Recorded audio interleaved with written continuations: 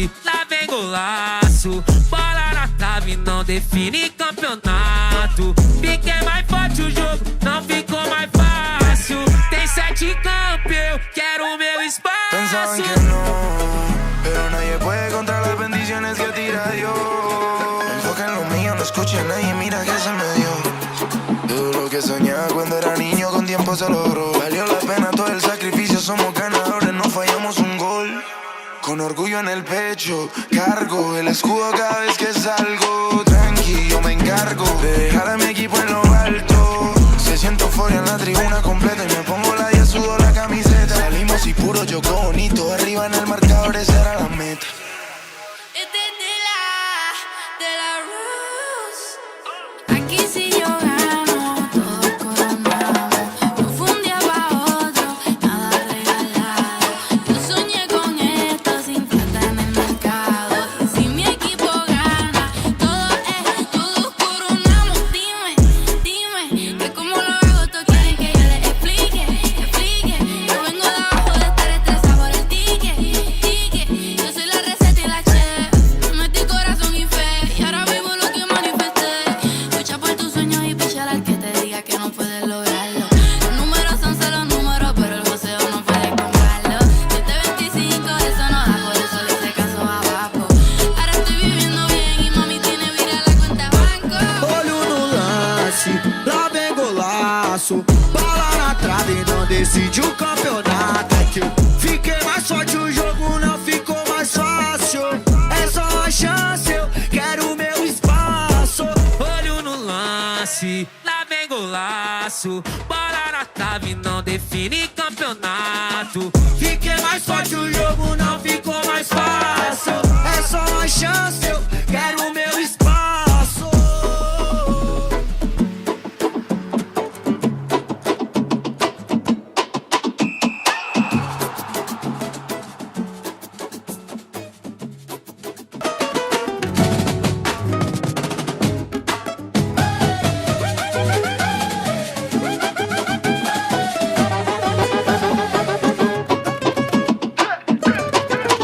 Tive na cara do gol pra fazer obra de arte com a bola no pé. Agilidade pra corresponder, toda a frieza de um camisa 10. Malemolência pra enganar, estratégia do conceito, estratégia, o troféu tá em jogo, todos querem ganhar. Mas no final só um vai fazer festa, eternamente do adversário, ganhando a raça, assinando o talento. Fogo se bomba, troféu pro alto, isso é rotina do procedimento. Se a torcida deles é contra, festas o fortalecimento. A tática deixa a zaga até tonta, a vitória é fruto do desempenho. Ei, olho no lance, lá vem golaço. Bola na trave, não decide o campeonato. É que eu fiquei mais forte, o jogo não ficou mais fácil. É só uma chance, eu quero o meu espaço. Olho no lance, lá vem golaço. Bola na trave, não decide o campeonato. É que eu fiquei mais forte, o jogo não ficou mais fácil. É só uma chance, eu quero o meu espaço. Sabadão no jogo, na arena e na área, o moleque estava. Sonador de primeira, mandou lá na caixa que tem de menor na quebrada.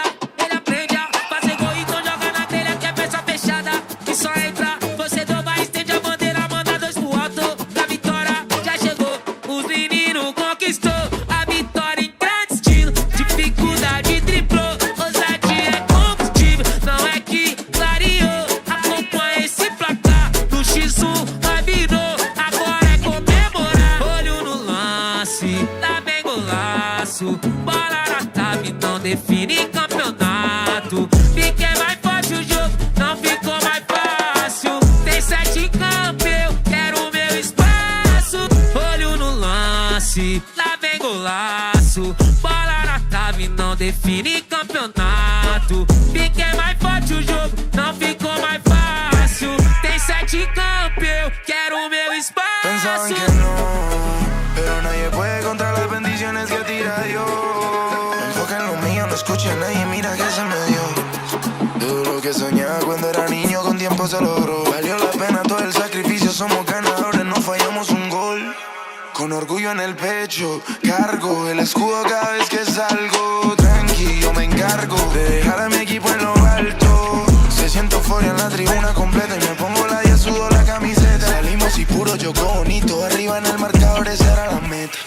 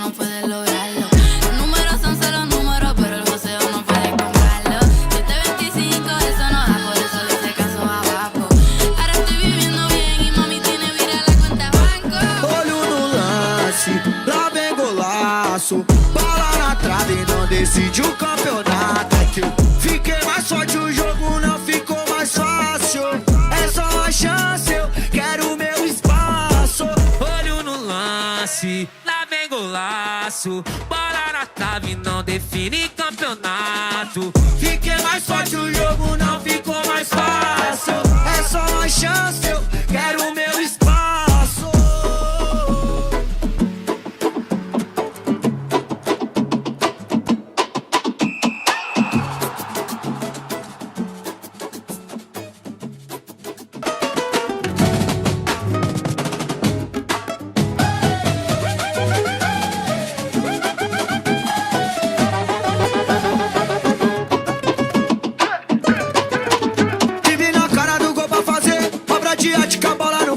Agilidade pra corresponder, toda a frieza de um camisa 10. Malemolência pra enganar, estratégia do conceito, estratégia, o troféu tá em jogo, todos querem ganhar. Mas no final só um vai fazer festa, eternamente do adversário, ganhando a raça, assinando o talento. Fogos e bomba, troféu pro alto, isso é rotina do procedimento. Se a torcida deles é contra, festas o fortalecimento. A tática deixa a zaga até tonta, a vitória é fruto do desempenho. Ei, olho no lance, lá vem golaço. Bola na trave não decide o campeonato. É que eu fiquei mais forte, o jogo não ficou mais fácil.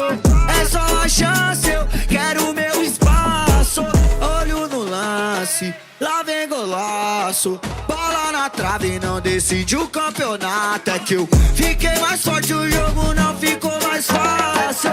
É só uma chance, eu quero o meu espaço. Sabadão no jogo na arena e na área o moleque estava. Sonador de primeira mandou lá na caixa que tem de menor na quebrada. Ele aprende a fazer gol, então joga na telha que é peça fechada.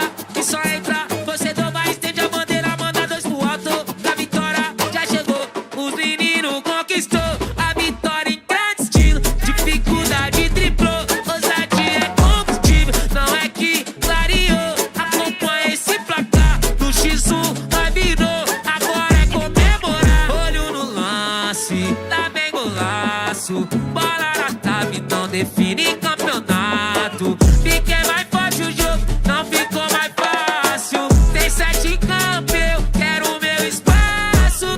Olho no lance, lá vem golaço. Bola na trave não define campeonato. Fiquei mais forte, o jogo não ficou mais fácil. Tem 7 campos, eu quero o meu Pensaban espaço. que no, pero nadie puede contra las bendiciones que tira Dios.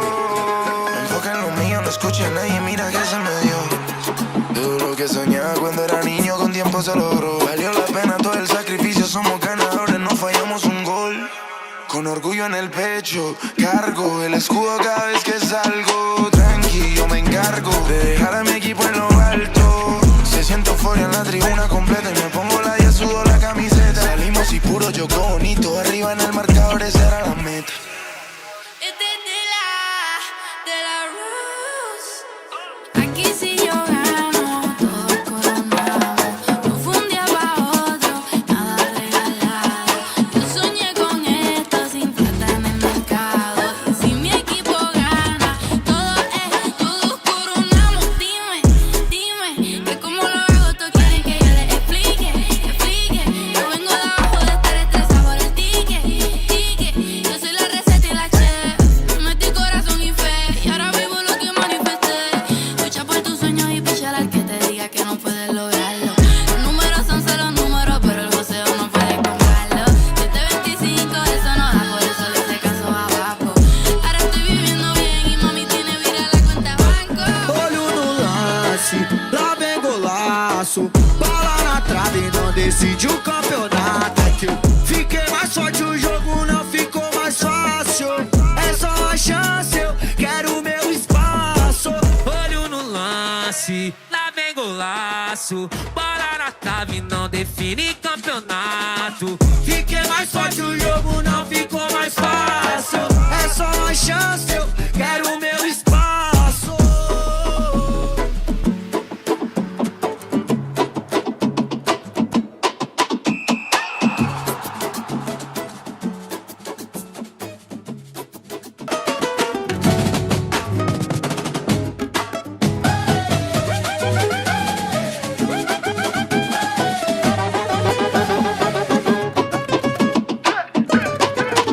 Tive na cara do gol pra fazer obra de arte.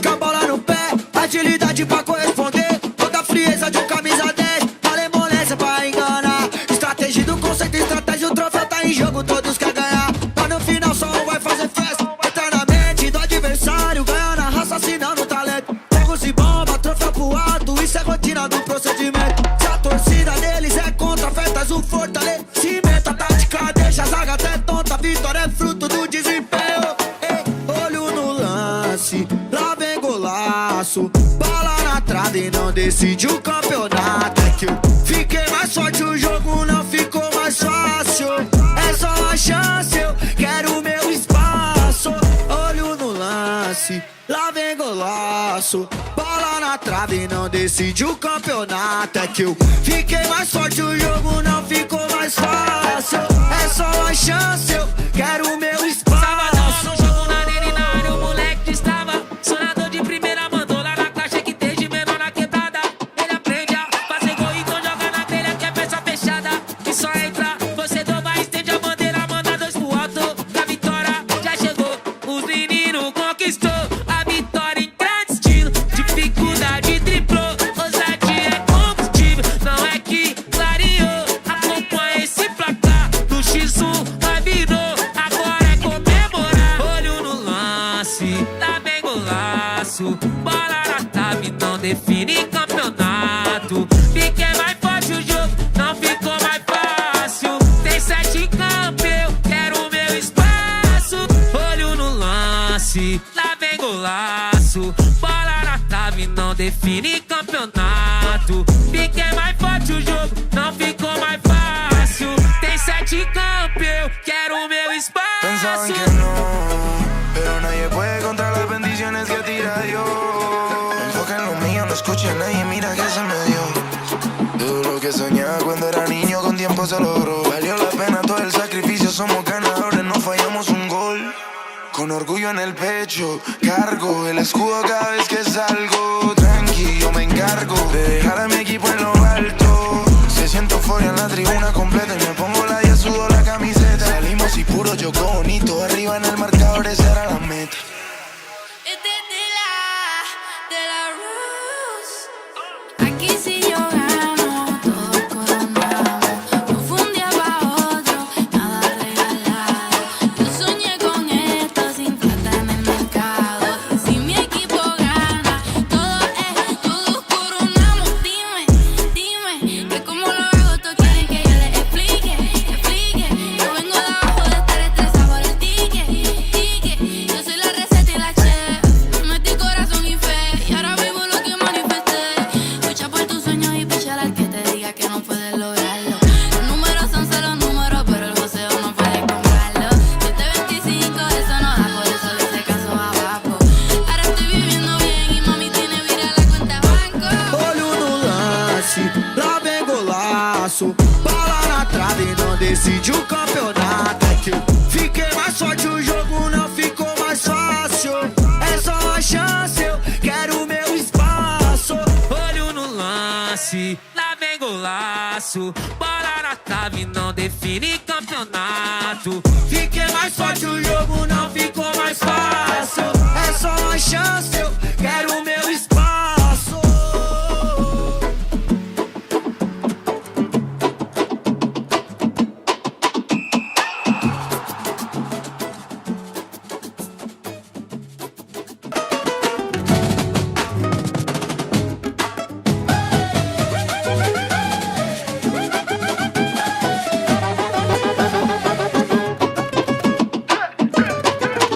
Vive na cara do gol pra fazer obra de arte com a bola no pé. Agilidade pra corresponder, toda a frieza de um camisa 10. Malemolência pra enganar, estratégia do conceito, estratégia, o troféu tá em jogo, todos quer ganhar. Mas no final só um vai fazer festa. Eternamente do adversário, ganhando a raça, assinando o talento. Fogos e bomba, troféu pro alto, isso é rotina do procedimento. Se a torcida deles é contra, festas o fortalecimento. A tática deixa a zaga até tonta, a vitória é fruto do desempenho. Ei, olho no lance, lá vem golaço. Bola na trave e não decide o campeonato. É que eu fiquei mais forte, o jogo não ficou mais fácil. É só uma chance, eu quero o meu espaço. Olho no lance, lá vem golaço. espaço. Bola na trave não decide o campeonato. É que eu fiquei mais forte, o jogo não ficou mais fácil. É só uma chance, eu quero o meu espaço. Sabadão no jogo, na arena e na área, o moleque estava. Sonador de primeira, mandou lá na caixa que tem de menor na quebrada. Ele aprende a fazer gol, então joga na telha que é peça fechada. E só entra, você vai, estende a bandeira, manda dois pro alto. Da vitória já chegou, os meninos conquistou a vitória em grande estilo. Dificuldade triplou, ousadia é combustível. Não é que clareou, acompanha esse placar. No X1 vai virou, agora é comemorar. Olho no lance, tá bem golaço. Bola na trave, não define campeonato. Fiquei mais forte, o jogo não ficou mais fácil. Tem 7 em campo, eu quero o meu espaço. Olho no lance, lá vem golaço. Bola na trave, não define campeonato. Fiquei mais forte, o jogo não ficou mais fácil. Tem 7 em campo, eu quero o meu Pensaban espaço. que no, pero nadie puede contra las bendiciones que tira Dios. Enfoca en lo mío, no escucha a nadie, mira que se me dio. Todo lo que soñaba cuando era niño con tiempo se logró. Valió la pena todo el sacrificio, somos ganadores, no fallamos un gol. Con orgullo en el pecho, cargo el escudo cada vez que salgo. Tranqui, yo me encargo de dejar a mi equipo en lo alto. Se siente euforia en la tribuna completa y me pongo la 10, sudo la camiseta. Salimos y puro jugó bonito, arriba en el marcador esa era la meta. Este es de la Rose. Aquí si yo gano, todos coronamos. No fue un día pa' otro, nada regalado. Yo soñé con esto sin plata en el mercado. Y si mi equipo gana, todos coronamos. Dime, que como lo hago, todos quieren que yo les explique. Yo vengo de abajo de estar estresado por el ticket. Yo soy la receta y la chef. Metí corazón y fe, y ahora vivo lo que manifesté. Lucha por tus sueños y pechar al que te diga que no puedes lograrlo. Los números son solo números, pero el joseo no puede comprarlo. 725, eso no da, por eso le hice caso abajo. Ahora estoy viviendo bien y mami tiene vira la cuenta banco. Olho no lance, lá vem golaço. Bola na trave não decide o campeonato. É que eu fiquei mais forte, o jogo não ficou mais fácil. É só uma chance, eu quero o meu espaço. Olho no lance, lá vem golaço. Bola na trave, não define campeonato. Fiquei mais forte, o jogo não ficou mais fácil. É só uma chance, eu quero o meu espaço. Rossi, time here. Goes round the long way. Rossi fires home, and Italy strike first. With less than 2 minutes on the clock. Yeah, Domenico Rossi, calm, cool and collected, isn't he? First. And the drums are the same. The faces are the same, the shirts a little different. Here come Poland. Can they pick their way through? They can! And Italy do concede. Well, those who said the Italians would let a goal in, they talk you through all the rules, all the regulations, all the wonderful quirks of the game. That's nice footwork, and in the end, There we he go. is, Isaac. He took a penalty in the previous game against Algeria and scored one of the more... No, your haircut's better, buddy. Well, let's see what this president can do, and he has it turned away. It would have been a chance for Poland as well to double their score take. This is another rule here. Whatever this dice lands on will determine how the first 3 minutes of the second half will be played. So right here, we're going to get 1v1. You know he's got the technical ability.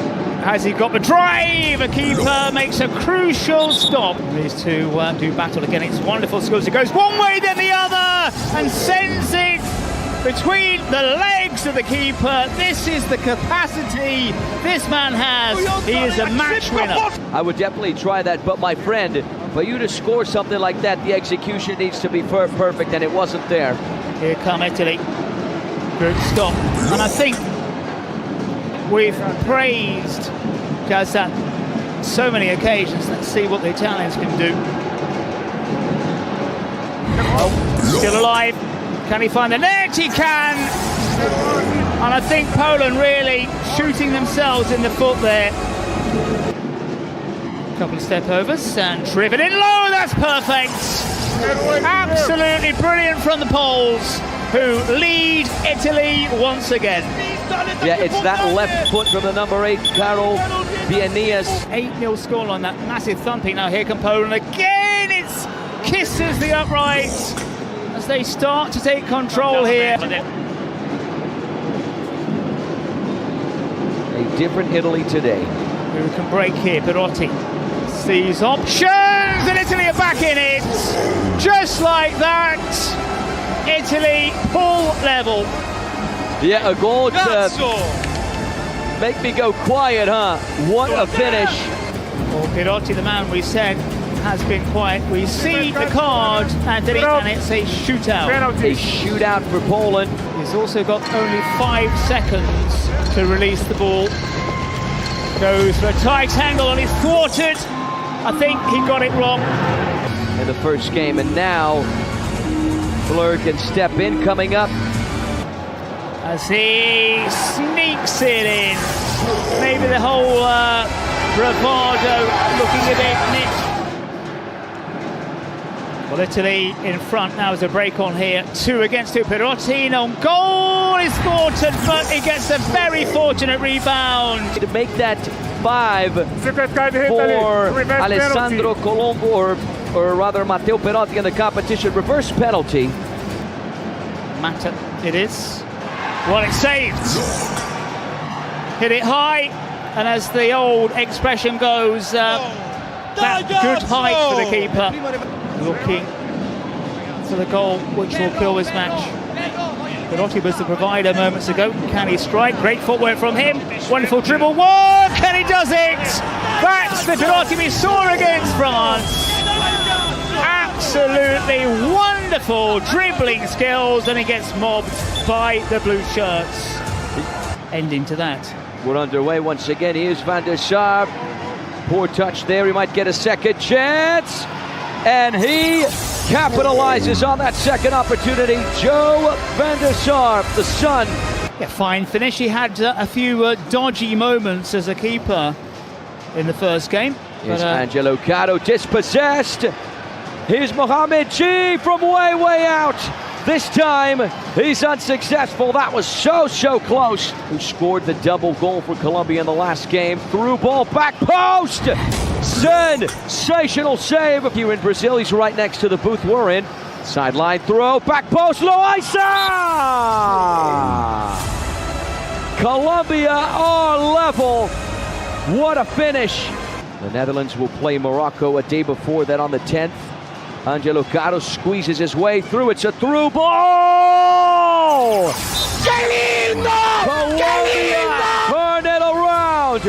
The South Americans are in the lead. It's Christian Gonzalez, a.k.a. the Pantera, on the end of it. On our website, kingsleague.pro. Make sure to follow your team on the road to the Allianz Parque. Here's the Pantera. He's going to lay it off. Palacios! Colombia get a buffer to their lead. It's 3-1 for the South Americans. Kakemis, the captain and president of the Algerian team, will be in charge of it. What's it going to be? 3v3, John. Yeah, that's my take on it as well. Here's Giamatelli. Ishikita off the post. He's got the support from Buduni. Here come the Netherlands over on the left-hand side. Felipe Uran. And the top scorer of the competition thus far, Angelo Caro. Here's the rebound! Colombia are punching straight through the Netherlands. The South Americans have 4. John Palacios has 2. And right away, he goes to celebrate. When the Netherlands were down, can he deliver against Colombia? Goalkeeper, here's Chatmode! Denied! No goal for him. No goal for the Netherlands. He's with Guerrilla FC. Here's Mr. Steven!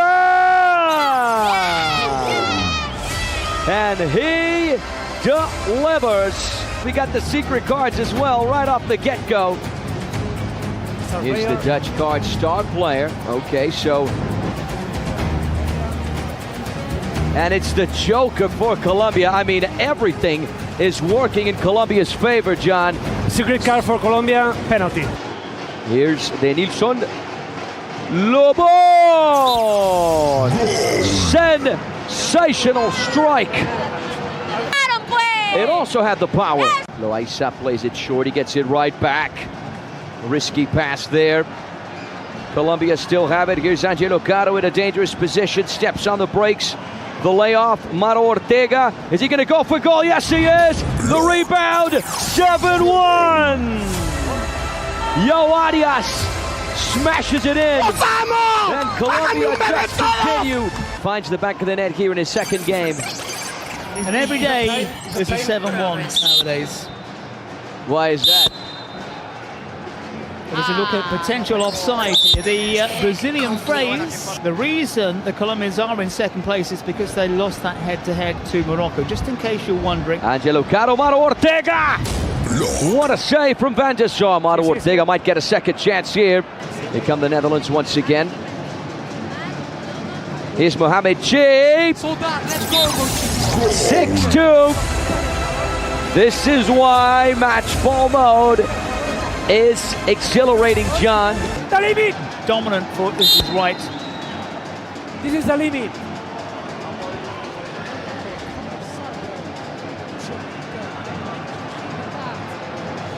I just love it. Far too casual.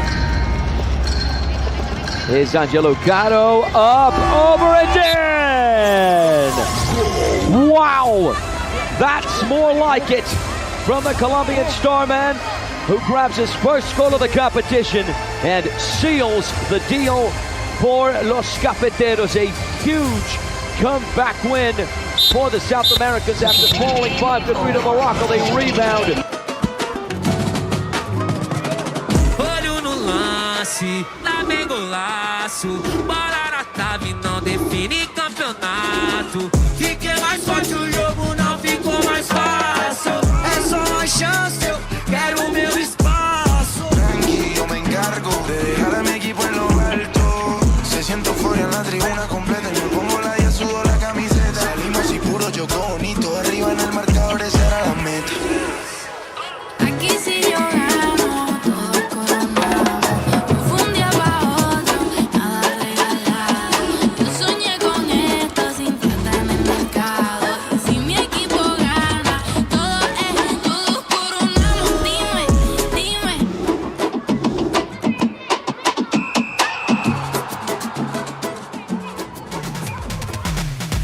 Welcome back, everyone, from wherever you're watching us around planet Earth. Hello and welcome to the Trident Arena in São Paulo, Brazil.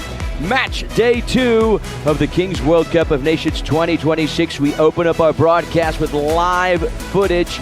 First of Adil Rami, World Cup champ with France and Russia in 2018. And then we saw Haris El Moutaki, just some of the stars of this show. We got 2 great games coming your way. First off, France and Algeria, 2 French-speaking nations facing each other. And then after that, would you look at it? 2 Spanish-speaking nations facing each other in Spain versus Peru. So safe to say the stage is set, the elements are in place for yet another fantastic day here in São Paulo, Brazil. Tuesday, January 6th here at the Trident Arena. France, Algeria, Spain, and Peru taking center stage today. I'm Anthony Wells, alongside me, John Cottrell. It's going to be a good day, buddy. Let's have some fun. Well, these are our matches coming up very, very short, about 28 minutes from now. In fact, we're looking at yesterday's games. Lots of goals as ever. Sometimes slow starts, and then the action takes place, and we really get to grips with things. Italy, again, struggling a little bit, and then showing their real dominance against that poor old Poland who've lost 2 in a row. Colombia bouncing back against the Netherlands. A very one-sided game. Yeah, I said this yesterday. The Colombians have finally landed in Brazil. 10 goals in the first game, 9 games in the second. Not bad at all. let's have a look at the standings of the Kings World Cup of Nations thus far. Look at Morocco sitting at the top of Group A, US at the top of Group B, Italy at the very, very top of Group C. Italy have transformed themselves into a goal-scoring machine, a goal difference of 12. 15 goals scored for the Italians. Spain at the top of Group D, with Indonesia sitting at the top of Group B. Of course, we're still on match day 2. A lot of stuff can change, a lot of stuff can happen and will happen, because of course in the beautiful game within the Kings universe, you never know what the future holds. Isn't that right, John? You never know at all. Italy looking very, very good. Of course, they've played their 2 games, scored a hatful of goals as well, so looking very, very good to advance. But we're looking at the likes of Spain and Peru, France and Algeria here this afternoon. Yeah, emotion, edge of your seat moments, dramatic twists, 3 things that most certainly went down yesterday, 3 things that are going to go down today. The Kings World Cup of Nations in Brazil is proving to be an absolute roller coaster of emotions, an indescribable feeling. Everything remains wide open and no team can be ruled out until the mathematics say otherwise. 20 nations, one shared desire. The big question is, who will claim the crown? We're just a few moments away to get us started for Algeria versus France. France versus Algeria. Let's have a look. Who will claim the crown? The world reunites with one sole purpose.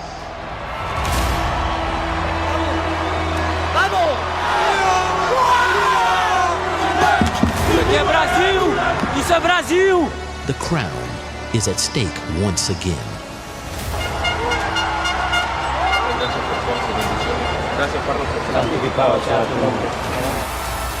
Who will be the next king of the kings? Brasil! E unir força pelo Brasil. Espanha! España lo va a hacer. Yo confío en España. México. We're gonna try to form the best team possible and try to take the cup home. Venga, México! Itália. We are not interested, of course, in participating because we wanna win. It's Morocco!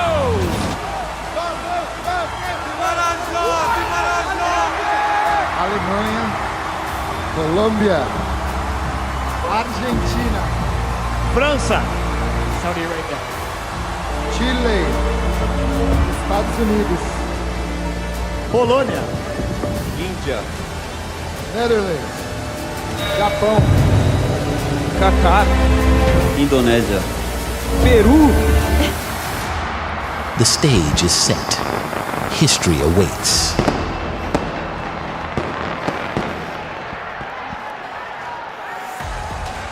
It'll be the road to the Allianz Parque, the final, January 17th. Make sure you write it down on your calendar and get your tickets on our website, kingsleague.pro. All right, everyone.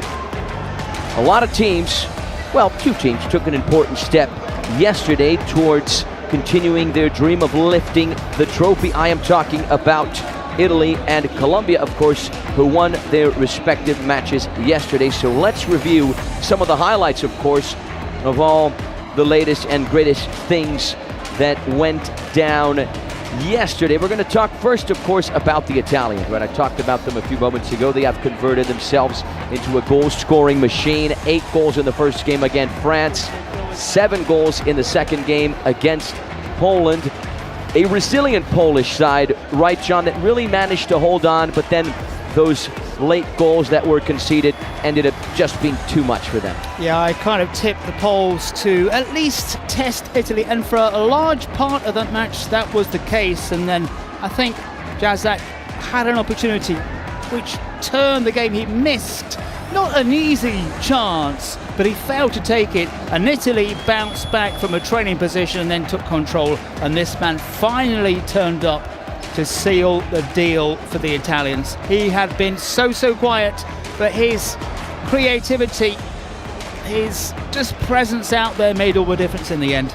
Yeah, better late than never. This guy, Matteo Perotti, the top scorer of the competition with 5 goals. In just a few moments, we're going to talk about him. But the Italian side will surely be paying close attention to today's match between Algeria and France, who, of course, are in the same group. Let's talk about this guy once again. Matteo Perotti, 5 goals. At one point, we thought he had 6, but it turned out to be an own goal. This guy, in my opinion, John, has been the best player of the competition because mainly the numbers, but he's also got the skill to go with it. Yeah, fabulous against France, very quiet against the opposition yesterday, the Poles, but it's one of those special players when he can be quiet for so long and then pops up and delivers the goods. But yeah, he's certainly amongst the front runners. You look at the goals, and many times it's the top goal scorer who gets the crown in the end, but they're not always the best, but he's amongst them. Yeah, keeping in mind this guy did not play at the Nations in Italy. We talked a lot about him at the Kings Cup in Europe. We talked a lot about him at the Kings League in Mexico, and we are talking about him now in Brazil. Look at this guy, the president of Team Italia Blur, once again stepping up to take the president's penalty, and he repeated the same formula, shooting without shoes. But when this guy stepped on the field, John, he seemed to be in a little bit of a bad mood. I thought he was going to miss it. Wasn't the case, but you never know what can happen in the future. I think we do see a lot of showboating, and obviously here he knows the cameras are on him. And we've seen it as well from other presidents. They come out, they put on a kind of a big display. But the penalty was confident enough, and he had to score, really. Yeah, either way, it was very well taken. The question is, will he take it barefoot again in the third and decisive group stage match against Algeria? He's the only president so far who's 2 for 2 in the competition. Speaking of penalty, yesterday we had the first effective reverse penalty. We saw this in the game between Italy and Poland, where Mikhail Matczak, who was the secret player revealed within Team Poland 2 days ago, he missed his shot. This is the first time we've seen someone miss a reverse penalty in the competition, giving Italy the goal. So the strategy worked. Yeah, some may say the penalty was almost as bad as the haircut. Yeah, until now, actually, I stand corrected. Until now, there had only been 2 reverse penalties, and both had ended with a goal by the taker, meaning no goal was added to the scoreboard. The first was Hussam Tah, who scored for Saudi Arabia and prevented a goal for Mexico, and then the second one was converted by Ezequiel Cohen of Argentina after Germany activated it. Although I feel a bit sorry for him because he's hardly kicked a ball out there. Yeah, rather cool, isn't it? He stepped in, he took it dead center. Good work from the Italian goalkeeper. Good work from this guy as well, Angelo Caro, the star man for Los Cafeteros. This is how he sealed the deal as Colombia secured their first victory in Brazil. I've said this many times, John. I think finally Colombia have arrived. Yeah, that was a great goal. But moments before that, he had a practice shot which was absolutely abysmal. But he got that one right, and it was wonderful. We were debating which was the best goal, that one or Perotti's goal. I enjoy the Perotti thing because that thing had a bit more about it. You like that one? Yeah, but I see what you mean, though. He had 2 chances to take it, which takes some of the credit, right, from the beauty of this goal. He went on to celebrate with El Pibe Verdirami, the Colombian coach, who got the tactics right against the Netherlands and left the Dutch with 1.5 foot out of the competition. What a rebound win for the South Americans. Who also contributed to this win was this guy right here, Mr. Steven, the content creator from Cali, Colombia, who was invited by Juan Guarnizo to take part in the competition here in Brazil.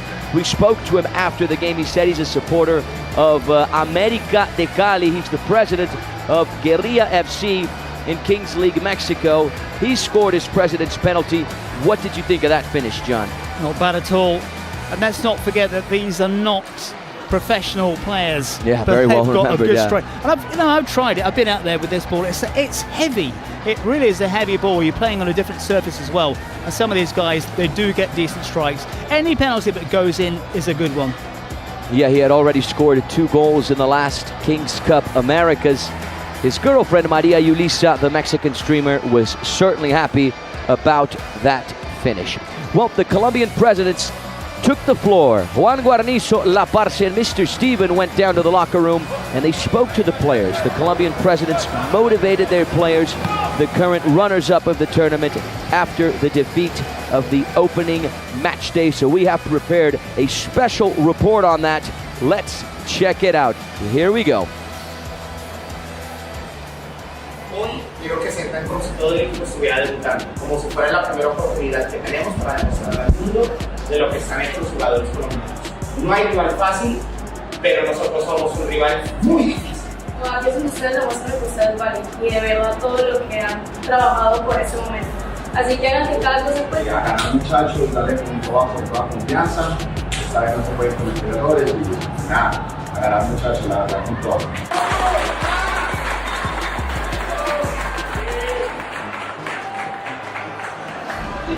Here we are at the Trident Arena. Nice wide angle of where the competition is happening. The players are warming up. What we showed you just a few moments ago happened yesterday. Today we have another 2 epic games of this round 2, so there's a lot of excitement for another match day here at the World Cup of Nations in São Paulo, Brazil. You can expect this arena to be packed again for yet another thrilling night of Kings. I think we're going to have a great time again today because of these 2 games right here. And this is a tricky question I have for you, John. When you look at these games, right? First, France versus Algeria. The second game, Spain versus Peru. Obviously, the Spanish are the strongest side, but is there a game that you're looking forward to the most? Well, France have to win. They've got to come back from that pounding they took by Italy. There's always everything to play for in all these matches. There's always something out there, I think, to choose from, to look at as well. But maybe on paper the Spain-Peru one is good, but France-Algeria as well. Algeria, you know, if they can get one over France, it could be a very good tie, very good result for them. Beating Poland by 8 goals to 5. They bounce back here, they're going to be in a great position. Let's talk about the Algerians who beat Poland 8-5 on their great debut, now sitting at the top of Group C. Here is their arrival at the Trident Arena. You saw some smiles there. They had a highly valuable victory in their Kings debut, so of course it makes sense to arrive with smiles, with confidence, ready to go for this game. But they are going to face a French side that really want to bounce back, a French side that I think is a lot more concentrated, a lot more prepared, and they certainly don't want to lose this game. You saw Hakemis, who has converted a precedent penalty. There he is, leading the pack. Yeah, I think with France as well, everything went wrong, which possibly could go wrong for them. Everything went right for Italy, hence the 8-0 scoreline. On the other side, we have France, who were led by none other than Adil Rami, the champion of the world with France and Russia back in 2018. After that 8-0 crushing defeat to Italy, the French side are looking to restore their image in the Kings World Cup of Nations, keeping in mind this team is still scoreless, so they want, of course, to open their goal tally in Brazil. They came close with Rami, who missed a precedent penalty, just a little short there. He found the crossbar, keeping in mind that France did not play at the Nations in Italy last year, but they were represented at the Kings Club World Cup in Mexico the year before that by the side Foot du Rue, who made it all the way to the second round, eventually lost to Muchachos FC from Argentina.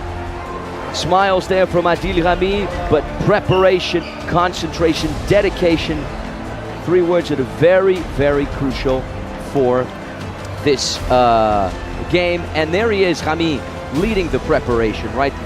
Won the Europa League with Sevilla, played for Olympique de Marseille, played for AC Milan. We're very, very fortunate to have a big name like this. It's not every day that you get a guy like this connected to the league. And he's in the booth next door to us right now, setting up his camera, getting everything ready to see his side, hopefully from his perspective, take the win today. Yes, he's someone who's accustomed, of course, to the big stage, and that is something he wants to transmit to his players, who I feel will be more concentrated, more prepared for this second game against Algeria. The other match taking place today is, of course, Spain against Peru. Here's the promo. So we all know that having a good president penalty taker can tip the balance. That is why DJ Mario has been receiving some lessons from Spain's coach, Narcís Barrera, on how to take them properly. So as I said, the later game today is Spain against Peru. Spain coming from a 7-3 huge victory over hosts and defending champs Brazil. Peru looking to bounce back after that narrow loss, a 5-4 loss to Qatar. So let's have a look at the special report on Spain. Para tirar un buen penalti hay que tirarlo con confianza. Hay que sorprender al portero, que no se la vea venir. No te la juegues con el peine, ni con el exterior tampoco. Lo mejor es un punterazo de toda la vida. Sí, no lo sé.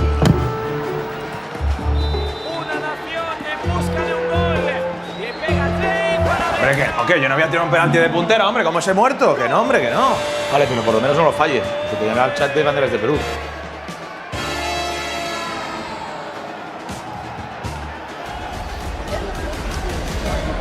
As Narcís Barrera, the Spanish coach, says, the important thing is not to miss it and to make sure it ends up in the back of the net. Sometimes easier said than done. So DJ Mario was extremely upset by Zane's president penalty kick when he took it against Germany at last year's Kings World Cup of Nations in Italy. So let's take a look back at his reaction. Here we go. Con esas zapatillas. Zane o Gueye. ¿Y esas bocatas que lleva como botas que son? Todo el Perú pendiente de este momento donde hay centenares de miles de personas. Todo Perú, todos los peruanos, ¡Vamos! ¡Vamos, Zane! Le pega Zane para adentro. ¡Gol! Chicos, yo lo siento mucho por Perú. Lo siento mucho por el Zane. No pienso celebrar este penalti. No.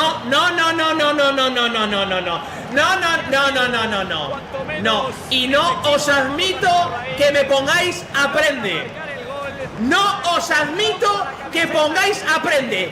Llego a tirar yo un penalti así y me pedís la dimisión. Por favor.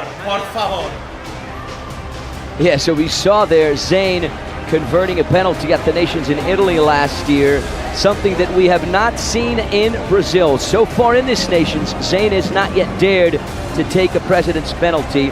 Who stepped up to the spot was this guy right here, Alexis Descalzo, on the opening match day. He left his mark against Qatar. Mr. Universe scoring in minute 36, but it just wasn't enough, right, John, for the Peruvian national team to secure the win. And we saw in that clip maybe the reason why Zane isn't taking penalties, because the technique wasn't great. He scored, of course, very but well it wasn't pointed, fabulous. So maybe that's it. But this is a decent enough penalty. Kept it low, down the centre. The keeper's always going to go one way or the other. Yeah, left foot on the ball, making sure the goalkeeper went the wrong way. Here's a replay of the finish. Sending it down the center, playing it safe. DJ Mario, though, this guy scored an amazing penalty in the win against Brazil. This was the 6th goal for Spain.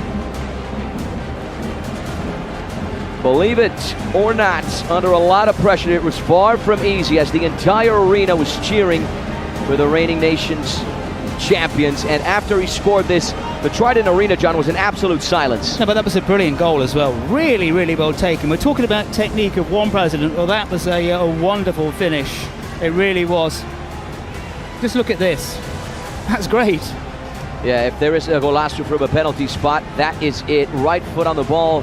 No chances whatsoever for the Brazilian goalkeeper. The Spanish defeated the previously unbeaten Brazilians. Remember, at the last Nations, Brazil had 5 matches, 5 wins. The Spanish defeated Brazil on their debut. Remember, Brazil are not only the hosts, but the champions of the Kings World Cup of Nations 2025 in Italy. And Linares, this guy right here, sealed the deal on the match ball, sparking huge celebrations within the team. So, I mean, when you beat the reigning champs, you deserve a big celebration. Yeah, 100% deserved by Spain. I think that result rocked many, certainly the Brazilian side, who thought perhaps they might run away with it, because Spain coming in with a kind of a mixed results and record so far, but on the day, they got it absolutely right. Yeah, I was speaking to some analysts and some experts yesterday, and they were telling me that tactically, Spain were just so much superior. Let's talk about Peru. They come into this game needing a result after the heavy defeat against Qatar. Peru need to pull off the upset. They need to beat Spain. Things have become very difficult for Peru because they have a very difficult schedule. First, they have Spain later tonight, and then they have Brazil. Let's remember that only the top 2 teams from each group qualify. The first team to the quarterfinal, the second team to the last chance, and the best third team goes to the last chance as well, but that's across the 5 groups. Do you think Peru can somehow, John, make it out of this group? Well, as we keep saying, it's never over until it's mathematically sorted out. So they've got a good chance of bouncing back. You know, it's there's so many big games coming up. Every single match really is crucial for all these sides. From Peru, we transition to the Algerians. Let's have a look at their earlier warm-up, keeping in mind if Algeria win, they remain in second place unless they record a +9 goal difference today. I don't think that's going to happen, but in that case, they overtake Italy and go to the top of the group. So that Italy versus Algeria game in the final match of that Group C will be interesting. Men and women, young and old, filling the bleachers with the drums going. The energy is slowly but surely brewing here inside the Trident Arena. And there's the star man for the Algerians, Haris El Moutaki, MVP in the match against Poland. He scored 4 times, including the match-winning goal on match ball. Do you think the French are going to think of a special strategy, John, to try and stop this guy? Well, we'll know that if they produce the special card and they decide to withdraw him, because we've seen it once already in this tournament so far. One special card, a suspension of what they deemed as a star player. It didn't really work out in the end, but it was always a possibility. Yeah, we're looking at the French right now. If they win, they move up to second place, and they're going to push Algeria down to third. High stakes in this group. Here's Anthony Scaramuzzino, a.k.a. Scara. He used to play for Nice in the Ligue 1 in the French division, and he tallied 5 goals and 1 MVP in split 1 of the Kings League in France. I think the production had a little bit more of a tough time picking a star player for the French, because it was tough to see someone really stand out against the Italians. Yeah, as I said, everything went right for the Italians. Everything went wrong for the French. Let's get to the changing rooms. Here are the French. In just a few moments, you're going to see the French head coach Gregory Campi passing out instructions to his men. France are fully focused on not making mistakes in this match, as a loss would almost mean saying goodbye to the competition. So it's basically do or die for Les Bleus, led by Adil Rami. So a lot of pressure on these guys as well. We're going to see how they can handle it. Yeah, I just wonder how confident they are, because it was the highest scoreline, wasn't it? 8-goal thrashing. Let's not forget, though, some of those goals were double goals by Perotti. Perfect cards from the Italians. So it sounds awful, but maybe the 8-0 scoreline wasn't quite as bad as it appears, even though on paper you think, my God. Yeah, on the other side we have the Algerian national team, Argelie, concentrated in their dressing room. They are looking to secure their 2nd consecutive victory and, of course, move closer to qualification. We're talking about a team that are brewing in confidence after a decent 8-5 victory over a tough Polish side. So we got one side looking to bounce back, the other side that's confident. You see a little bit more smiles in the Algerian dressing room. So all in all, what I'm trying to say, John, is we're in for a good game. Yeah, it's a question of bouncing back, isn't it? We saw Colombia bouncing back yesterday. Poland, the only side who've lost 2 matches in a row. We're going to get the national anthems. Let's listen to La Marseillaise.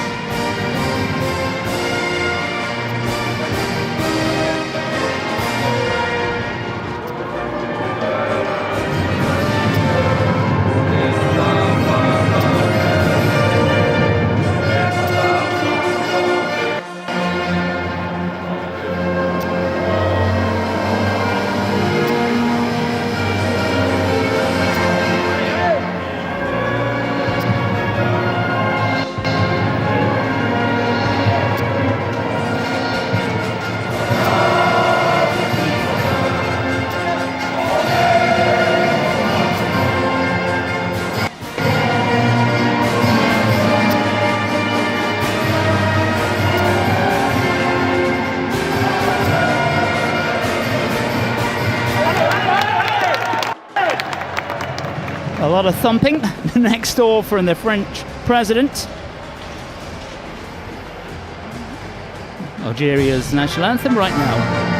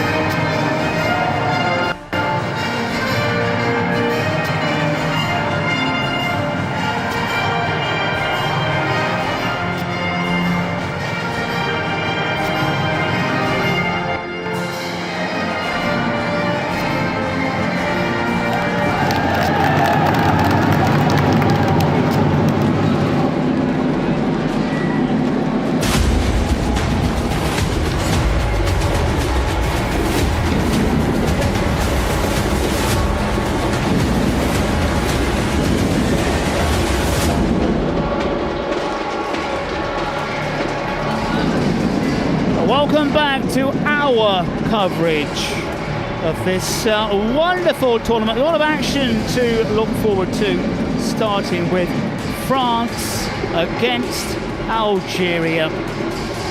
Match day 2, excitement to follow. Coming up after this game, Spain against Peru. It's just gone 6 p.m. local time here in the city of São Paulo. France fighting for survival.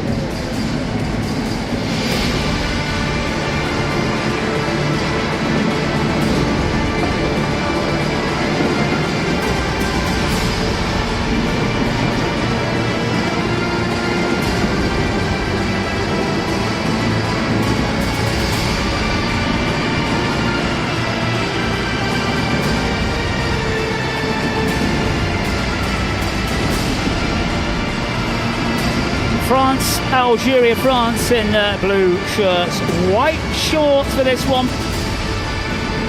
Hammered and humiliated by Italy. Algeria beating Poland by 8-5.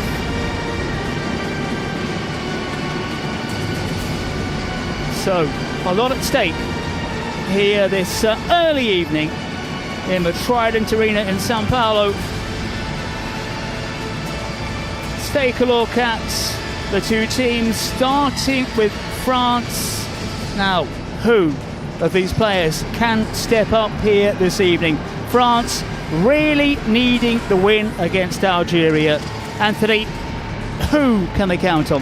Yeah, I think the French can especially count on Anthony Scaramuzzino, the former Ligue 1 player with Nice, and also Jonathan Kojia, the former international player for Ivory Coast. We saw a few glimpses from him in the game against Italy, and he was impressive. Algeria should be confident enough after beating Poland, but Poland aside, who lost 2 games in a row, putting it in some kind of context, so Algeria will be confident for this game.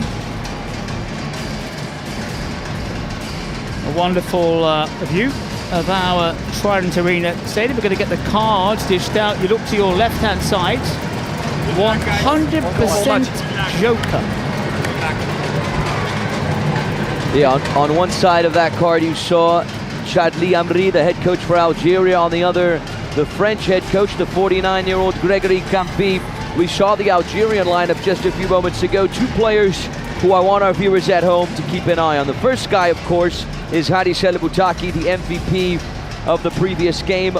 4 goals this guy had in the win against Poland. And of course, I mean Ben Sharif, who had the brace. He scored twice, and Ben Sharif, who could start the 1v1. The audience has decided the 1 versus 1. To get your France, votes in very, 10, very quickly. Vote by the players' name to see Algeria, who will number start 18, between France Sofiane and Algeria. Bendaoud.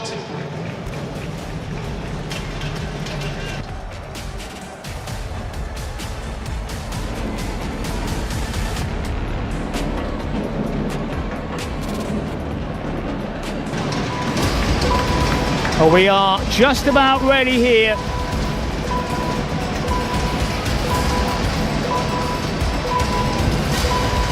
Ball in the cage. 5, 4, 3, 2, 1. Get ready. Both sets of players on the touchline. It's a dash for cash. And they race out off the lines. 2 players arriving just about the same time. France sent blue shirts, white shorts, needing to bounce back big time. And an early opportunity will be the goalkeeper to sweep it wide. Lesek, first opportunity, but off target. Yeah, decent strike as well, left foot on it. That's the right idea. Far corner, just not the perfect touch. This is when we expect the goals to go in. 32 seconds on the clock. This is where the goalkeepers can hit the net. Not on that occasion. But don't forget, we are scaling up. You can always see the rules in the bottom right-hand corner. France again, moving forward with purpose. Yet to hit the back of the net in this tournament. Yeah, lovely strike there from Sal. Almost scoring France's first goal of the competition. The Algerian keeper saying, not today, not yet, buddy. So, with a layoff, there's Sek. Another player for France and Algeria on the pitch.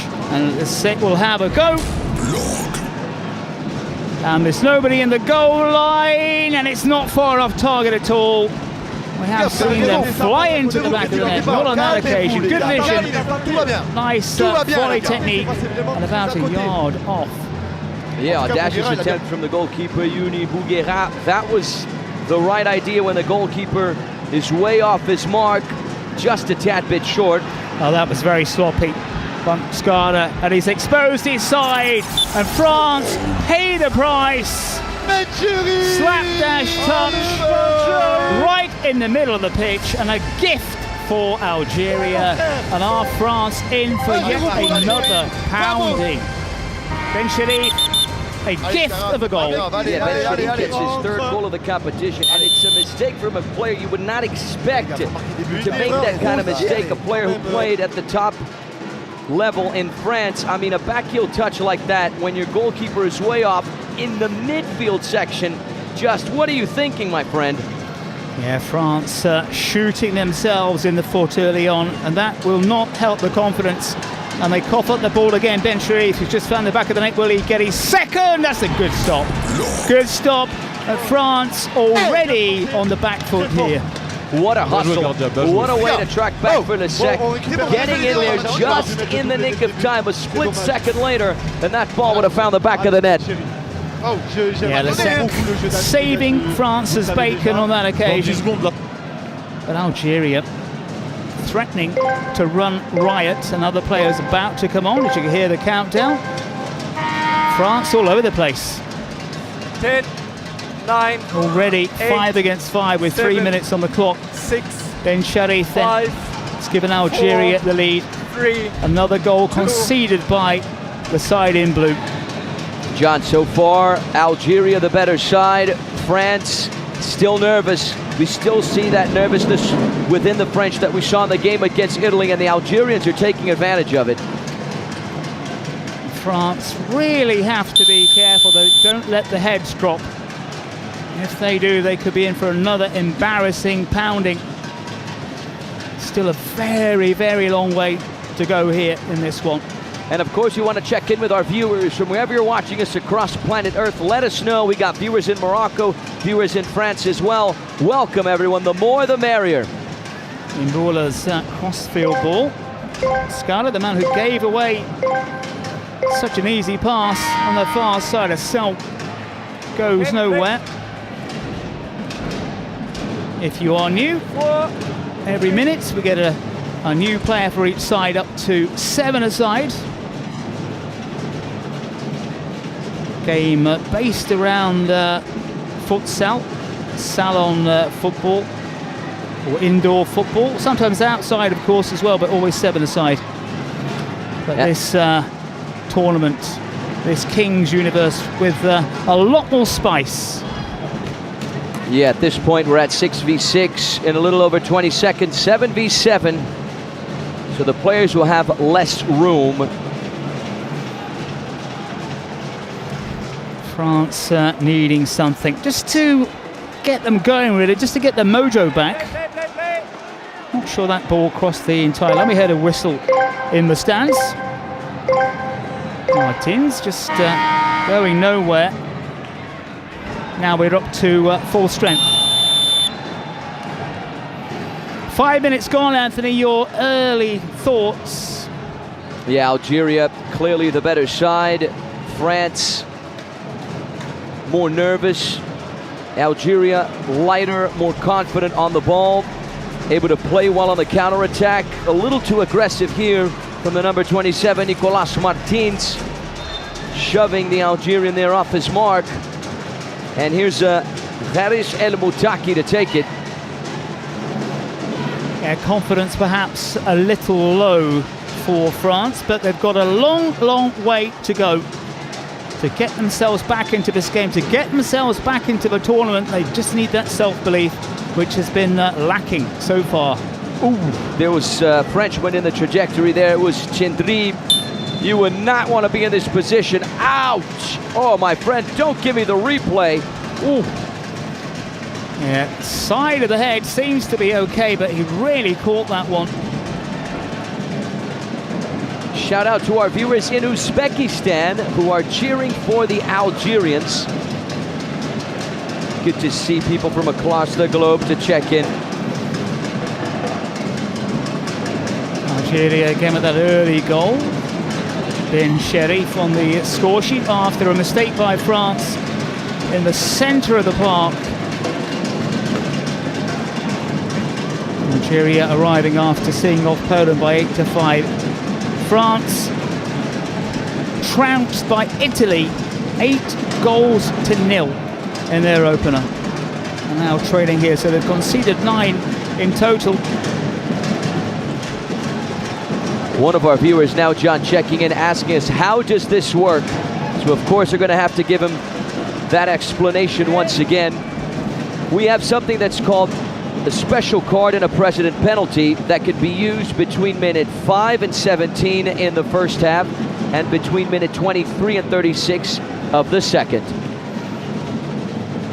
My man John, of course, buddy, we got to give a huge shout out to the work being done at UNICEF. They work in over 190 countries to protect and improve the lives of the most vulnerable children, ensuring health, education, and protection from violence, conflict, and poverty. Very important work that they do. And of course, we have to mention UNICEF. The Kings League and UNICEF join forces to promote key causes such as mental health, gender equality and digital rights, supporting UNICEF's flexible funding so we can act quickly and where it is most needed. 8 minutes on the clock. Look at this, John. A precedent penalty for France. They need to defend here as well. Just about get away with it. But yeah, France, I think, knowing right from the start that they do need something here, and they need something quick, because they are struggling just to make that real impression. They do want to bounce back.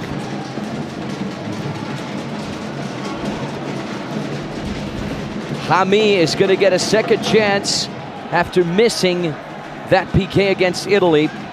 I can already see him walking down. He left the booth beside us. He's going down to the field. Once this ball goes out, it's going to be a precedent penalty, a PK for Les Bleus. Yeah, he's been doing a lot of stomping and banging around.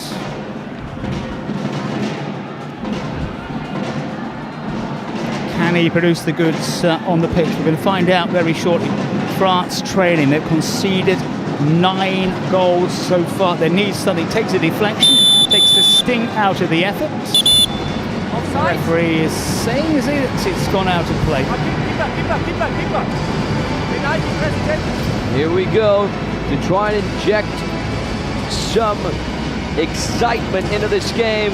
There's Adil Rami. Ladies and gentlemen, just to let you know, we have a World Cup champion about to take the PK. This guy won the World Cup with France in Russia in 2018. He won the Europa League with Sevilla, played for AC Milan, Olympique de Marseille. I could go on and on about this guy. It's not every day that we get a name as big as this connected to the Kings universe. We're very lucky. Yeah, massive name, massive moment here for France. He steps forward and drills it. That is some relief.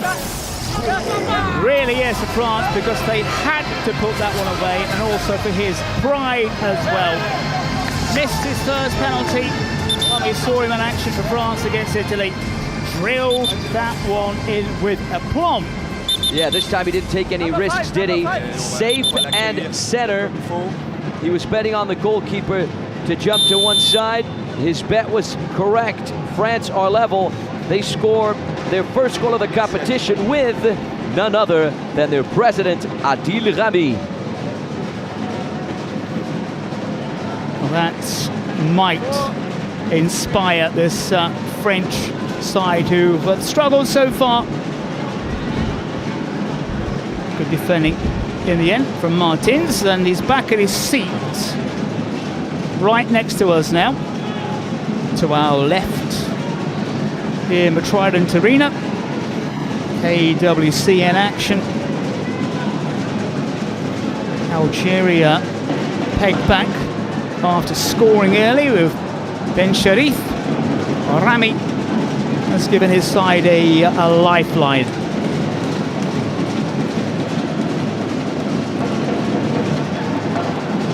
Yeah, 10 minutes into this first half, halfway through this first chapter, and after that goal, I can expect a new France.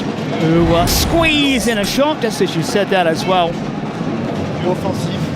Just needs a bit more confidence, the side in blue. Yeah, speaking of confidence, that was a confident finish there from Clément Gueye.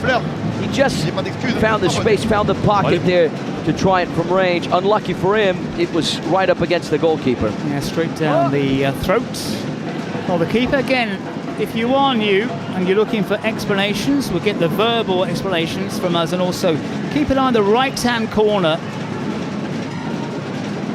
where we go through the rules and the regulations. But here it's one apiece between France and Algeria. Referee steps in. Good refereeing actually throughout this tournament. The refs do try to keep out of the way of the game. Rarely intervene, but only when necessary they had to. Martins, it's not the first time he's been a little bit clumsy with a challenge. Yeah, Martins with the foul there on Boussif. And a huge shout out to our viewers checking in from Morocco, saying full support for our Algerian brothers. Swings in keeper though, right at him. Yeah, Algeria, I think, been looking impressive so far from what we've seen of them. Don't forget, get your tickets if you're on the São Paulo region for the big final of the Allianz Parque, home to Palmeiras. São Paulo region, of course, anywhere around Brazil you can move in to the city of São Paulo and this fabulous arena. That is where the final will be held on the 17th. Make sure you join us if you can. January 17th, that is the place to be. Get your tickets on our website, kingsleague.pro. And Martins with the header. We've yet to see a proper headed goal. We've seen a kind of a fake header goal just on the line when the goal was assured. On our website, of course, you can get merchandise, tickets. We have our predictor as well. You can predict who's going to win, who's going to lose, who the surprise nation is going to be. You can check statistics by team, by player, just everything and a lot more on our website, kingsleague.pro. Of course, get your tickets for the final January 17th at the famous Allianz Parque. Really is one of the most modern stadiums in this part of the world. Overplayed, but as Anthony said, yeah, it's all there on the website. Just take a look, see what is available. A load of decent merchandise as well as the tickets and all the information that you could possibly want to have about this Kings universe. Yeah, a couple players we could point out here in this first half thus far. John, of course, Ben Sherif on the Algerian side. He scored the goal. On the French side, in a positive way, the president Adil Rami, who scored, but then in a negative light, that guy right there, Skara, who made the mistake on the back heel touch that ended up giving the goal for the African side. Yeah, it really was a school kid mistake, wasn't it? Terrible mistake, as the Algerians now will have to do some defending. It's very tight, terrific double stop in the end, but our referee, what has he seen here? France... apparently he's given a penalty kick, John, that's what I believe. Yeah, that was my initial thought as well. For that little bit of contact there, him, it was, who had his shins caught, then a kind of double stop, first the keeper, then a goal line clearance. Now this could be big here for France. Will they take a look at this again, or will they stick to the ruling on the field? Anthony, your thoughts on a potential penalty? Yeah, the penalty apparently was committed by, guess who? Driss Zidane. He's the nephew of Zinedine Zidane. You wouldn't expect a player with that name to commit a penalty like that, just clipping the number 95, Idir Amin. Although Zidane, as we saw a few times in his playing career, quite physical when necessary. Yes, you're absolutely right, my friend. I'm thinking right now the 2006 FIFA World Cup in Germany. Yeah, does he leave the standing leg trailing? There's certainly a little bit of contact, but the decision has been made. And look who's going to try and redeem himself. Anthony Scaramuzzino. A chance for France to score a second from the penalty spot. And Scara needs this. France need this. Can he find the back of the net? Stepping forward. Well taken. Keeper guesses the right way. But France take a 2-goal lead coming from behind. This is what the French side need. Well struck penalty, just away from the keeper as it thumped the back of the net. Yeah, would you look at that? Anthony Scaramuzzino going from 0 to hero. Lovely left-footed finish, top corner. Not a goalkeeper in the world who can get to that ball. He redeems himself, and he now fires France into the lead. The first time in the nations that Les Bleus are leading. You love to repeat his name, Anthony Scara. We've heard it a few times. Well, it is his name, isn't it, my friend? There's no Johns or Jonathans out there. this evening. I don't think in the entire tournament. Of France then. Just starting to find their feet perhaps. Less than convincing as Algeria pop it in, but well off target from Ahad. Yeah, Scata plays for United in the French Kings League at the Kings World Cup of Clubs in 2024 in Mexico. 8 matches, 5 goals and an assist. So he's got the experience. 17-minute mark. Any goal scored now will count double. So this is another important rule for you viewers that have asked us how the match is played, how the game is played. This is one of the rules. In the final 3 minutes of the first half, we get double goals. So the final 180 seconds, if any of these teams score, the goals are worth double. Right, so if Algeria scored, for instance, they turn this game around 3-2. If the French score, they jump up to 4-1. Confirmation in the right-hand corner, as ever. Just to reiterate what Anthony Wells was saying, John Cottrell with you for this one. Close as ever. Anthony, for me, it's always, I know it sounds obvious, but the second half, especially right after kickoff, can make such a difference. We're yet to get there, of course. We're yet to see teams really take advantage of these double goals, but big times in these conflicts. Yeah, Algeria were a team that took advantage of the double goal scoring in the final kick in the match against Poland, so hopefully someone can do it again. France, at least they've got themselves off a score sheet, but they are yet to find the back of the net from open play, which is a little bit concerning for the French. However, they've got the noses in front, a little soft perhaps, although you can't grab a player who's always going to go down automatically. Just here, was it enough to drag him down? Referee says so. You saw the reaction there from Scata. He was asking for a yellow card for El Moutaki. Do you think, John, that's enough for a yellow card? Never in a million years. We've had a good, it's played in a good atmosphere, isn't it? We've seen just a little bit of altercation, perhaps in one game, but generally speaking, it's been a good style, a good attitude from nearly all the players out there. We haven't seen any real menacing challenges or anything nasty from anyone so far. Of course, that might change when we move into the quarters and the semis and, of course, the final. But it's been played in a good spirit, and we've seen some terrific skills, and we've seen some great games from this wonderful little arena in the city of São Paulo, a Trident Arena. KWCN action. The first of 2 matches, a reminder at the top, just flashing there. Any goal scored now between now and the 20th minute mark, it is worth double. It's worth its weight in gold. Yeah, you really do not want to make mistakes like that one in the final minutes. Amin was able to redeem himself. There's the league as it stands, or rather the table as it stands. France, at least off the bottom. Poland, the whipping boys, 2 games, no wins for Poland. Yeah, France is still in a tricky situation because they move into 3rd place. But even if they win this game, they're at a -7 goal difference. And at the end of the day, if you finish 3rd, what really is going to count is that goal difference. And when you're at -7, it's going to be tough for you to transition to the last chance phase. Yep. So a reminder, it's the top side from each group which goes through. This is just about dealt with. It is dealt with in the end. Around 25 seconds remaining in this first half.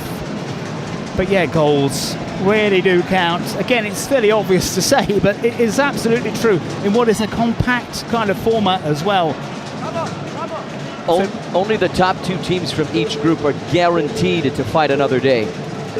Winner automatically through. And then you need the, that boot was a little bit high as we reach that 20-minute mark of the halfway stage in this contest. The volley is off target in the end. France leading by 2 goals to 1, Anthony. No contact. What have you made of it so far? Yeah, a very decent first half, a very even first half. Just 3 goals, 1 goal difference for the French.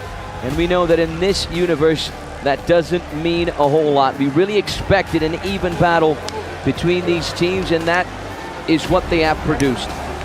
I can tell you that after these 20 minutes, I can identify a better French side than what we saw against Italy. Algeria still competitive, but this match is wide open. Let's listen to what Grégory Campi, the French coach, has to say. Hey, l'ascendant psychologique, d'accord? Ne vous faites pas avoir par votre engouement, d'accord? L'engouement, il est bon, mais il ne faut pas qu'il dépasse. Il faut qu'il soit dans la bonne zone, d'accord? Trop d'engouement, vous allez rater un truc. Dans la tête, ça se joue dans la tête. Vous les avez là, tranquille, calmement, avec intelligence, ça va se faire, ok? Tranquille. Ah merci les gars, merci Raptor. J'arrive pas à voir les noms les gars, vos pseudos, parce que j'essaye de regarder en même temps ce qui se passe. Mais merci à vous pour ceux qui me complimentent. Les gars, maintenant, concentrez maintenant, c'est maintenant, d'accord? Je compte sur vous, allez. Well, he's trying to rally his troops. France with a slender lead after 20 minutes. Let's have a look now at the captain's take from Hakimis, the president of Algeria. Si on est trois. S'il y a trois, t'as fait aussi.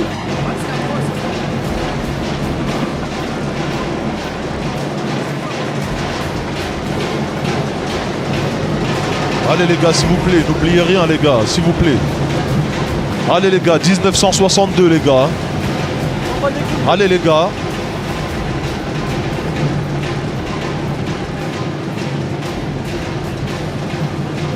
Alors, les gars, là, ça va reprendre dans comment ça s'appelle? Ça va reprendre dans quelques minutes. Comme vous pouvez le voir, les gars, on perd 2-1 sur la première mi-temps. Voilà, ils ont marqué sur 2 pénaltys. On a mis un but dans le jeu. Le maillot, les gars, et, le maillot. voilà, le dé va être maillot, jeté maintenant. Le dé va être jeté pour la suite. Et maintenant, voilà, il va falloir... en fait, dans le dé, ça va tomber soit sur 1, soit sur 2, soit sur 3. Maillot, les gars. Si ça tombe sur 2, ben, ça va être du 2 contre 2. Si ça va être du 3, c'est du 3 contre 3. Et 1, ça va être du 1 contre 1 contre le gardien, tu vois. Ben, sans compter le gardien. Maillot. Sahid Chouhada, les gars, le maillot. Donc voilà. C'est bon, on a eu un eye contact, frérot. C'est bon, c'est reparti. C'est maintenant que ça se passe, les gars. A mixture of Arabic and French. So we saw a lot of shirt pulling. I think the idea was play for the badge, play for the country. 2-1 to France at half time here, finally poised. And as we know, fairly low scoring game so far. But what's going to happen straight after kickoff is usually crucial. Dice tied in just a few seconds. Yeah, Adri Contreras in our booth number 16 will be in charge of the dice roll. Whatever this lands on, a reminder, will indicate how the first 3 minutes of the second half will be played. Since it landed on 3, we're going to get 3v3. These first 3 minutes of the second half, ladies and gentlemen, are always very exciting because since we only get 3 players on each side, we get a lot of space for goals.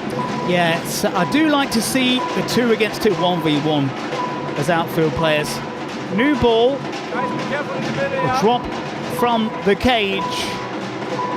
2 players, there's no runoff this time. The players, maybe height, maybe strength advantage can make all the difference. It's finally poised. France against Algeria.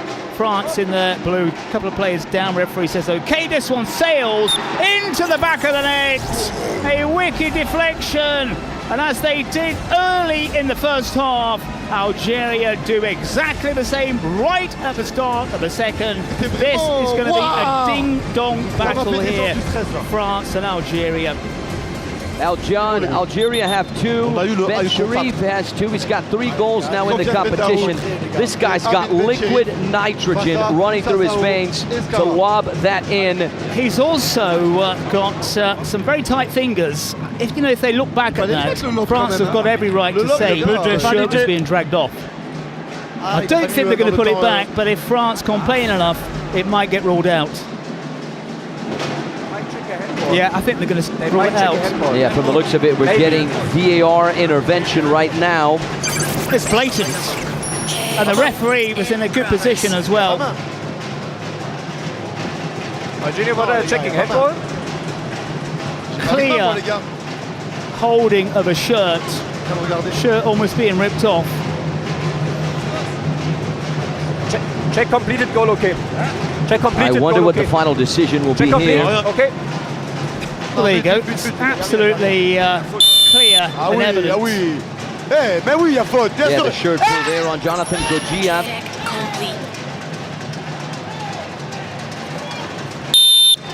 Oh, they're going crazy in the French booth next to us. Yeah, that is very fortunate.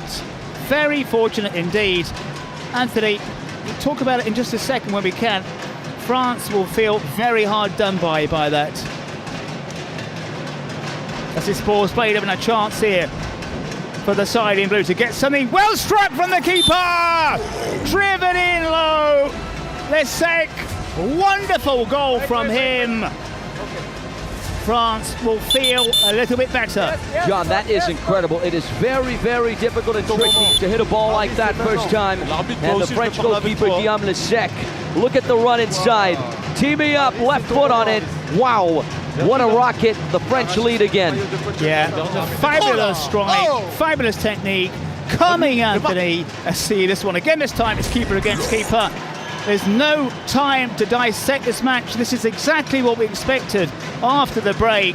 A typical event, a typical way of starting a second half in the King's Universe. Anthony, did the referees get it right about the second goal for Algeria? Comes away and fires over. Yeah, almost 5th goal there for Boutaki in the competition. I'll tell you one thing, John. I think in 11-a-side football, the foul would be given. If I were the ref, I would have given that foul because there was a clear shirt pull. But I'm not the ref. I'm not down on the pitch. So the goal stands. Yes, I'm sure France will be feeling a little bit miffed, especially when it got VAR as well, and it was so blatant, and it led to the goal. As this one is hammered in. The game has come to life. Yeah. France, though, in front. Yeah, decent strike from range once again from Scata. He saw that the goalkeeper was a little bit off to one side. Not a bad idea. Algeria probing from a tight angle. Whizzes in. Some say the keeper should get that kind of delivery, but it was hit with such pace and such power. And the goals are flying in as we expected right at the start of the second period. Kept his head down, drilled it in. What a lovely strike there from Boussif El Afghani. He saw the pocket between the goalkeeper and the post, and he said, you know what, that's where I'm going to place it. Lovely left-footed finish, a laser in. We're level once again, 3-3. This is what I was talking about. This is why the first 3 minutes of the second half are very exciting. Less players, more room to score goals, and that is exactly what happened. Now things are going to get exciting as well, even more exciting, of course, because starting at minute 23, the teams can activate the president's penalties and the secret card. France still have the secret card. Algeria could use the president penalty with Hakimi, and of course, their secret card as well. So, fasten your seatbelts. Yeah, we've seen the French penalty taken with aplomb when they needed it as well. 23 minutes on the clock. You see one card missing from the France side at the top of your screens.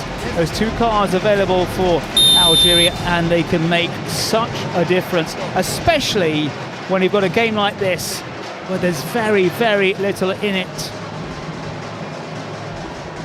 seen one shootout so far in this tournament. As Algeria press forward, they look so purposeful down that left-hand flank of theirs. And easily fought Lasek on that occasion. Scorer himself with a wonderful goal. Dinked over the top. France try to keep it alive, can't do so. Sel tries to break away, he's got pace. Gets position! And tests Lasek. How about that run though from Ismail Radoul?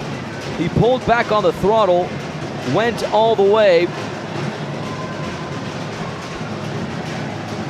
And of course we have to commend the French goalkeeper for that spectacular save. This match, John, I think is one of the most even games we have seen over the course of the competition. Really panning out to be level. And my question is, are we going to get those late goals that tilt things to one side or the other? Because usually with the even games, at one point with the president penalty, with a secret card, it just seems to kind of tilt in someone's favor. Or we could get a shootout, of course. Drifts wide of a target on that occasion. Yeah, we do. One way or the other, in most games that we've found that one side just suddenly bursts away. They get the rub of the green, they use the cards to very good effect. France cannot allow that to happen, but they're facing a tough Algeria side. No joy on that occasion. Algeria 2 cards to play. Yeah, keeping in mind the cards can be used up until minute 36, so we still have a decent amount of time. Algeria digging in. Now a break on here. They've got the numbers forward. Can they make it count? It's going to be a presidential penalty from Algeria. They had a great chance there. This one's drilled in. Nice stop from the keeper. Spread himself well. Yeah, lovely work there from Clément Gugaï to beat his man, get forward, get a shot on frame. And we have a president penalty. Speaking of, a golden chance for Algeria to take the lead. Hakemis did score his president penalty in the match against Poland. Can he level Blur, who's the president for the Italians, and go 2-4-2? Eager to see that. Very timely use of the card. And this game is so well balanced. Is keeping the hat on as ever.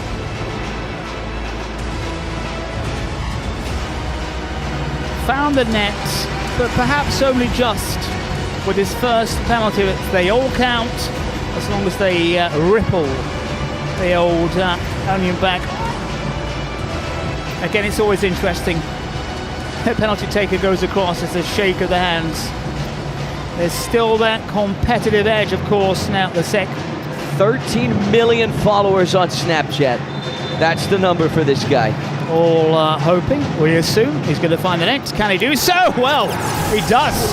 And he struck it exceptionally well. The sec beaten by the power. Confident finish from Hakimi. There was never any doubt, was there? Right foot on the ball. He shot it down the middle, but just to the right of the goalkeeper, Lasek. The shot simply had too much pace for him to get a glove to it.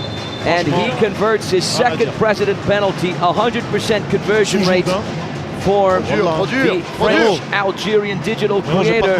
Algeria turn it around. France at one point were up, and now Algeria are up, and we're still early in the second half.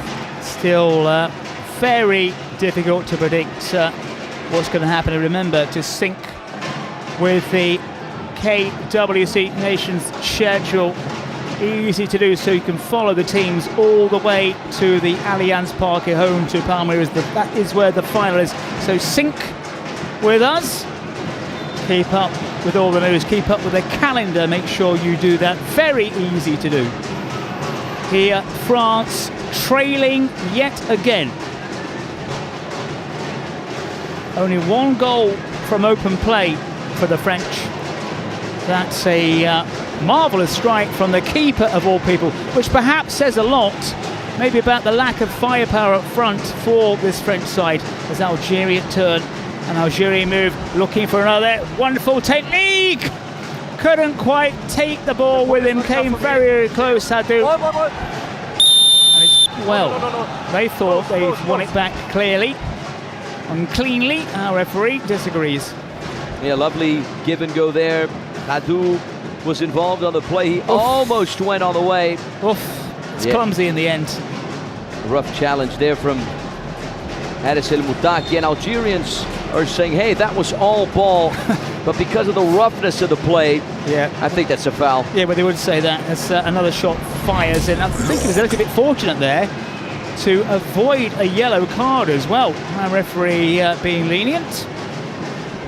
You know, John, out of the teams making their debut in the Kings World Cup of Nations, I think Algeria have been the best side thus far. Yeah, they've been good to watch, Algeria. A lot of technique, a lot of heart. Here they come again. Now, can they extend the lead? Still open, and it's driven into the net. There's the answer to that question, and Harris has popped up. France stretched. Algeria punished them just, Anthony, when we were saying how entertaining and how good this Algeria side have been. However, France have a man down.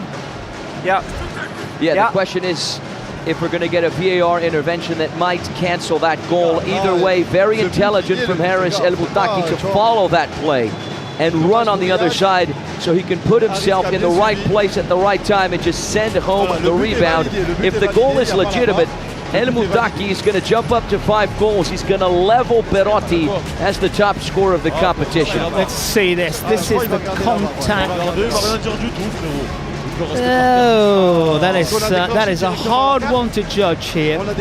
Neither player really had control of the ball. You can't see it from that angle. Almost a handball by the Frenchman as well, Martins. That's a tough call, I think. Yeah, the Algerian involved there was Soufiane Ahmed Kadi, the number 99. I'm going to leave this one for the chat. You guys watching, what do you think?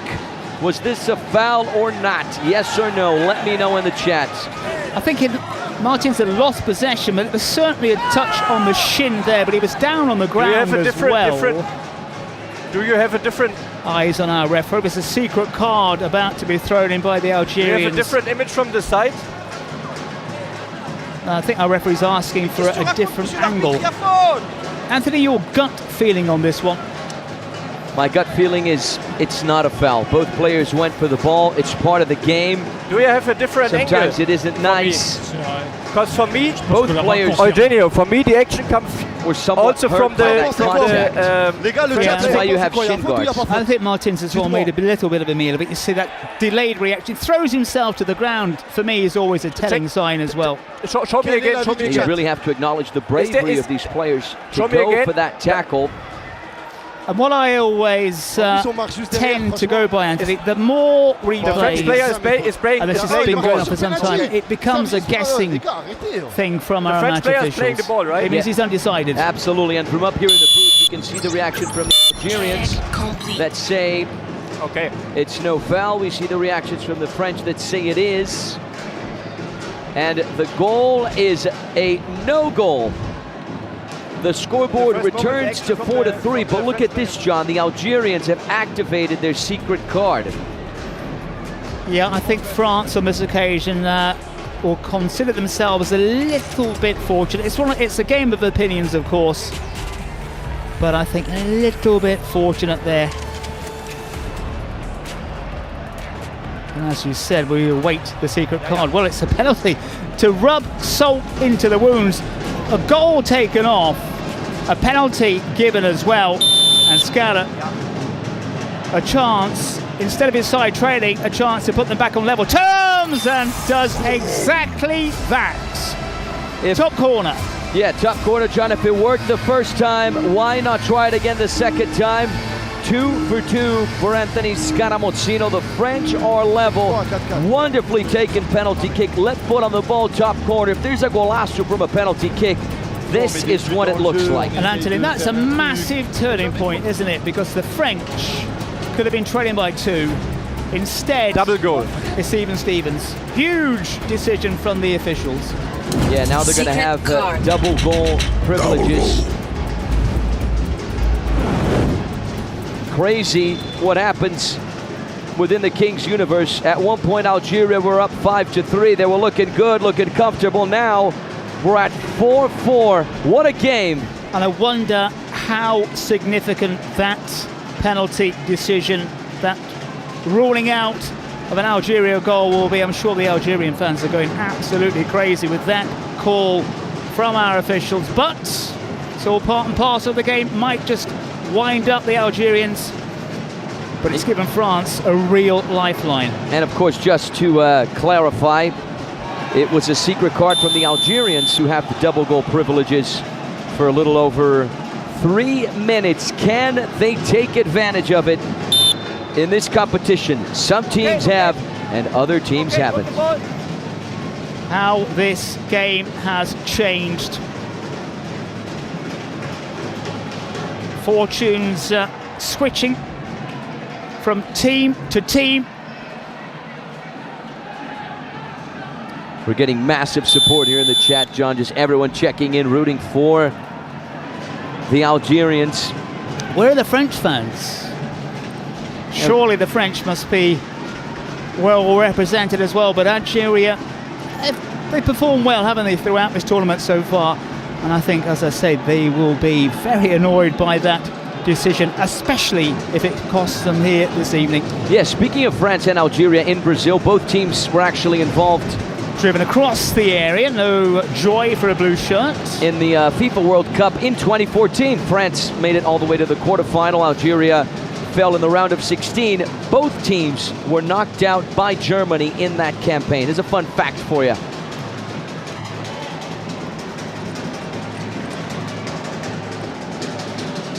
Yeah, Germany knocking out so many teams, Anthony, in the history, of course, in World Cup. Go back to 2014, a certain match in Belo Horizonte.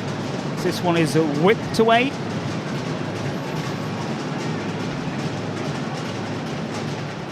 Getting close. That's a wonderful turn and a wonderful strike, but it just fails to dip and find the back of the net. Algeria wanting to take advantage. Needing to take advantage. Probably feeling a little bit hard done by now, giving away. Can France exploit the mistake? Dinked in across the area. Well hit, well off target in the end. Half chance, maybe more than a half chance for France. They failed to take it, just wouldn't sit right, and on the outside of the boot, miles off target in the end. Algeria. Yeah, you would certainly expect a better finish, especially from Jonathan Kodjia, who used to play for Aston Villa. Oh, that's a nice little layoff. France knocking on the door, but again they put it wide. Baller on that occasion. Less than 40 seconds for this Algerian side to take advantage of the card. Yeah, Mbula as well has quite the track record professionally. Played for Olympique de Marseille in Ligue 1. Spent some time at Rayo Vallecano as well in La Liga. Played for Stoke City in the Premier League. Yet to find the back of the net in this Nations, though. 4 apiece. An intriguing contest as it's floated down the far side. Decent little layoff. A couple of seconds remaining for Algeria. Can they profit? They can't. Don't forget to predict every round here. Try to predict this game if you possibly can. And good luck with that one, Anthony. I'm going to ask you your prediction in just a second, but predict the round on the KWCN site. And best of luck with that. Anthony, it's poised here. Let's see the throw-in coming first. We've yet to see a proper header goal. 31 on the clock. What do you think? My prediction, my friend, the surprise team will be Italy. They'll go far.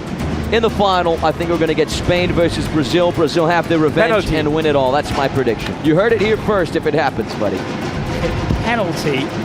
Here's the card from France. Secret card. I'm going to draw you back to this game and where you think it's going to go. You've got a little bit of a window here. Where are we going with this one? Secret card. Penalty. I think we're heading for a shootout. That would be my bet. We got a reverse penalty now for France, so they can choose someone on the Algerian side to take it. If they miss, it's a goal for France.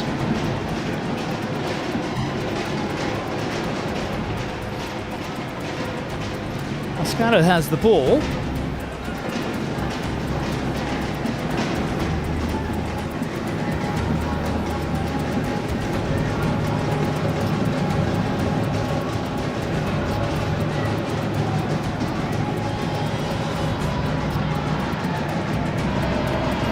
Tension in the air when they move next to us. Well, it's not a reverse penalty. We got the CG there wrong. It's actually just a regular penalty. Scala, who's hit the net once, does so again from the penalty spot. He's third of the night. Yeah, talk about a guy who really went from 0 to hero after making that first mistake on the first Algerian goal. He goes on to score a hat-trick. All 3 of the goals from the penalty spot. It's very difficult to score 3 consecutive penalty kicks. Anthony Scaraschita has certainly been able to do that. This guy has ice and liquid nitrogen running through his veins. Your catchphrases, which we're going to hear a lot of during this campaign. But you're absolutely spot on. 5-4, the scorekeeper went for it, missed it. Referee steps in, a couple of players down. This one hanging by a thread. And still anybody's guess who's going to come out on top between France and Algeria. Only the official. France pummeled by Italy in the opening fixture. Algeria seeing off Poland by 8-5. There's only a little bit of contact there. That big decision when Algeria could have taken a 5-3 lead turned against him. And salt rubbed in the wounds when they conceded a penalty. But now, France in front. Can they hang on? Plenty of time for Algeria, plenty of time here. Moving forward in numbers, it's Ricochet which takes it wide. Just to remind everyone, of course, coming up, Spain versus Peru. Spain off a huge debut win against Brazil. Peru off a slim loss to Qatar. High stakes for that one as well. High stakes in every single match here. That match set to kick off, of course, well, initially it was 7:55 p.m. Brazil time. We're going to hold that just a little bit.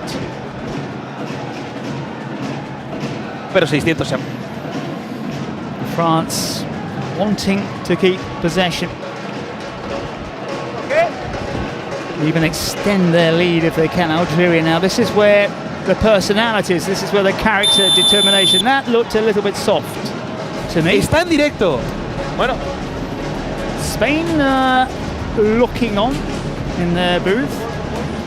Yeah, that was DJ Mario. He scored a beautiful PK, a beautiful precedent penalty in the victory against Brazil. Whenever I see him walking up and down the Trident Arena, he's always very serious, very concentrated. You can tell he's really focused into the competition. Sounds just like you. And like you as well, my friends. That's how we gotta be. Now, it's wasted in the end, balloons into the stands. And there's, of course, El Zain, the president of Team Peru. It's Together for a Dream. Don't forget to get your tickets from the site. Tickets, merchandise, all the information you want there on our website. The header is looped into the air, an easy claim. Algeria searching for an equalizer. Compre agora seu ingresso. That means buy your tickets in Portuguese. Buy tickets now. Buy tickets right now on our website, kingsleague.pro.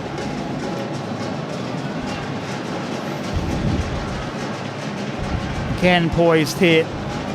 France just edging it until now. Well, what a strike. What a wonder goal from a long, long way out. catching the French napping, and it just had to be this man here. A salute the moons, but what a strike.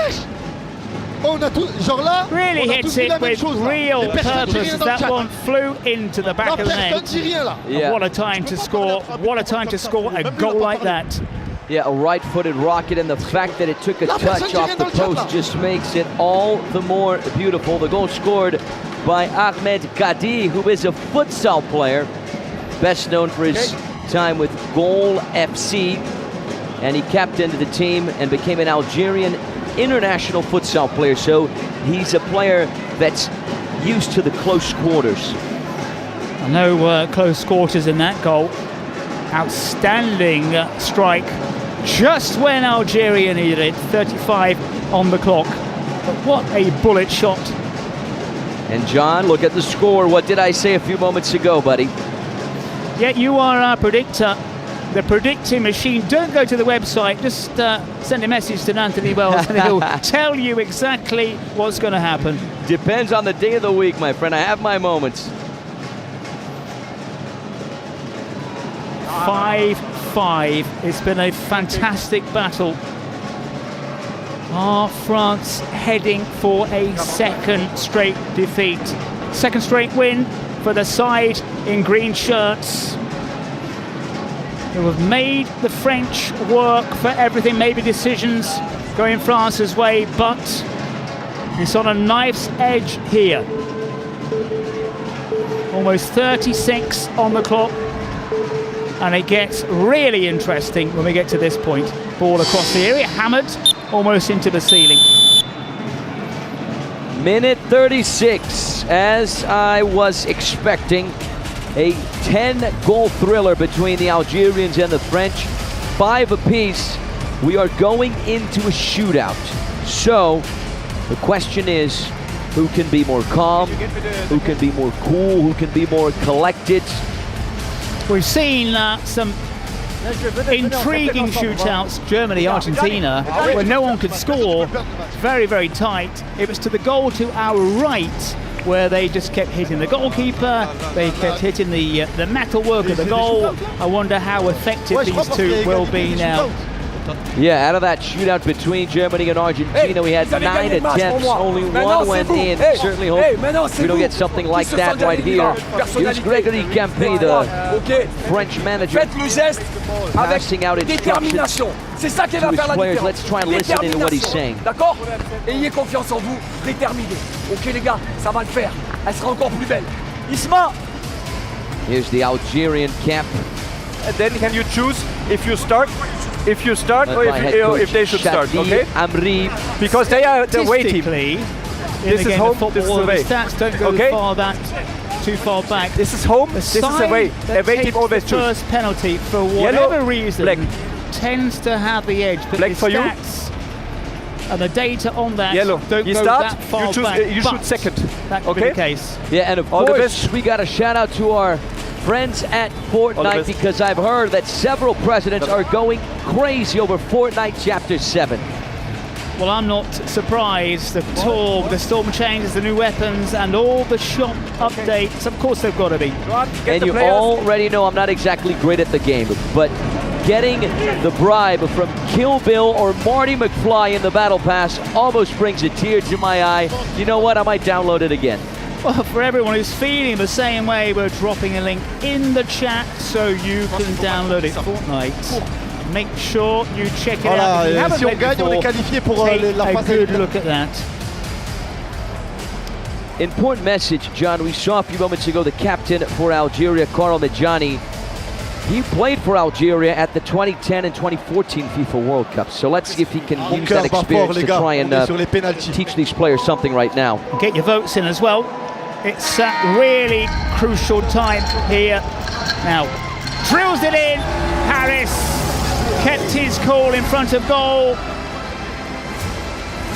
MVP right at the bottom. Make sure you vote quickly. Make sure you use the player's name in the chat. Yeah, when we're speaking of a player of the caliber of Harris El Moutaki. Yes, sorry guys, we're going to have some acai right now. We're taking a quick break right here in the booth. We'll take some acai, and it's the best acai. I'm sure the bosses will forgive us. They're probably watching us right now. We'll take some acai. Thank you very much, guys. Bye-bye. Still, the playoff goes in. Here, it drifts into the net, but only just. It looked like the keeper had it covered. Rui manages to pick his spot. Guys, if there was a moment in the broadcast where we were not commentating, it's because we were receiving some much-deserved acai in the booth. But 1-for-1, and the dramatic shootout continues. The man who scored that thunderous goal moments ago hits the metalwork. Fails to find the net. Fabulous goal from open play. Amikaji on this occasion couldn't find a way through.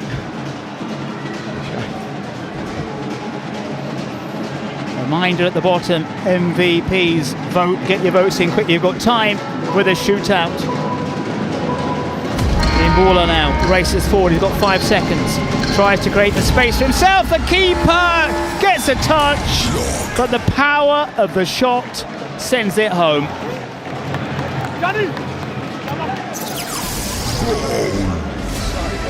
Very, very close here between France and Algeria. France now edging it.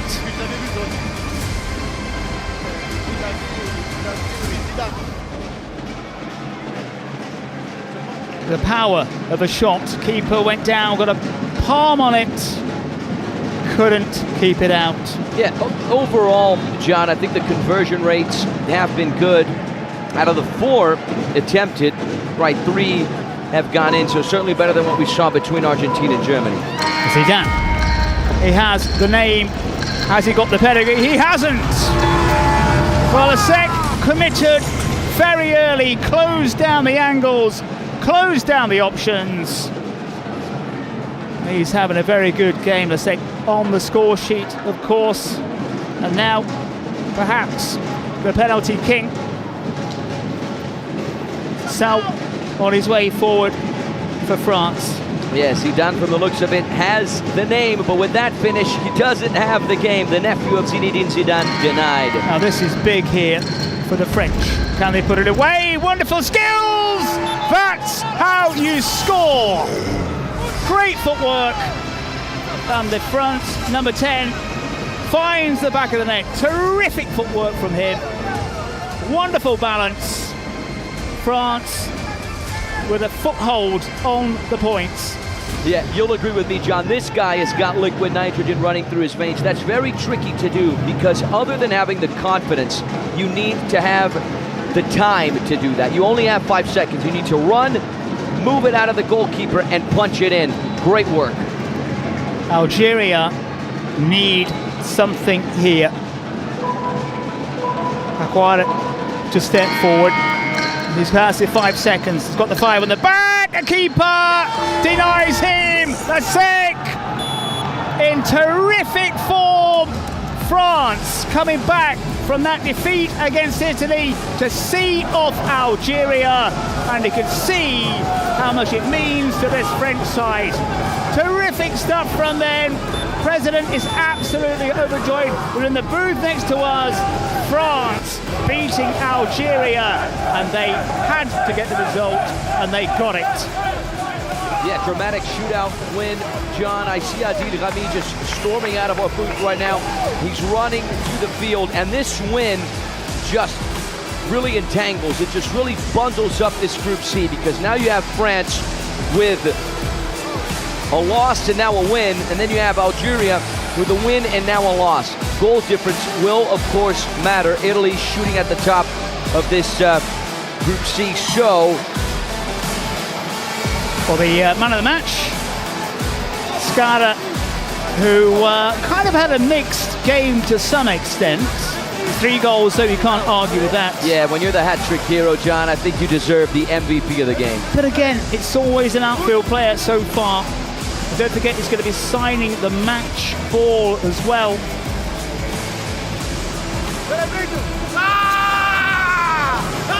But for me, the SEC played a prominent part in this victory. And there he is, Adil Rami, the World Cup winner, who certainly contributed to the win, scoring from the presidential penalty. He missed against Italy, but certainly redeemed himself today. All smiles and celebrations for Les Bleus. It really is impressive how France went from an 8-0 down to an epic winner. So congratulations to Les Bleus. They're going to have to make up for that goal difference, though, in the next game.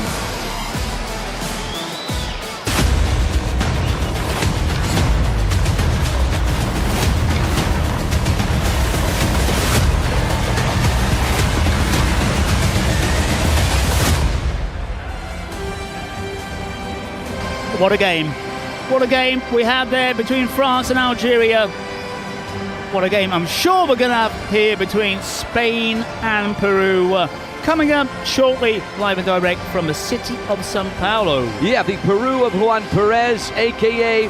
the Peruvian Rooney, versus Spain of Nico Santos, who was an absolute phenomenal player in the opening game against Brazil. Here you see Spain coming from a 7-3 opening debut win against Brazil, the hosts, the defending champions. That is something that is very, very tough to do. Let's have a look at the lineups, beginning with Spain. Let's keep an eye out for the number 7, Nico Santos, 2 goals in the previous game. He was the MVP. Pay attention as well to the number 30, Gerard Nola. He had a brace as well. Linares scored the winner for the team led by DJ Mario. Let's have a look right now at the lineups from Peru. Let's keep an eye on, of course, Juan Carlos Perez. He had the brace in that 5-4 loss versus Qatar. Peru versus Spain, Spain versus Peru. Let's appreciate right now the national anthems. And then after that, I have a special message for you all. Stay tuned.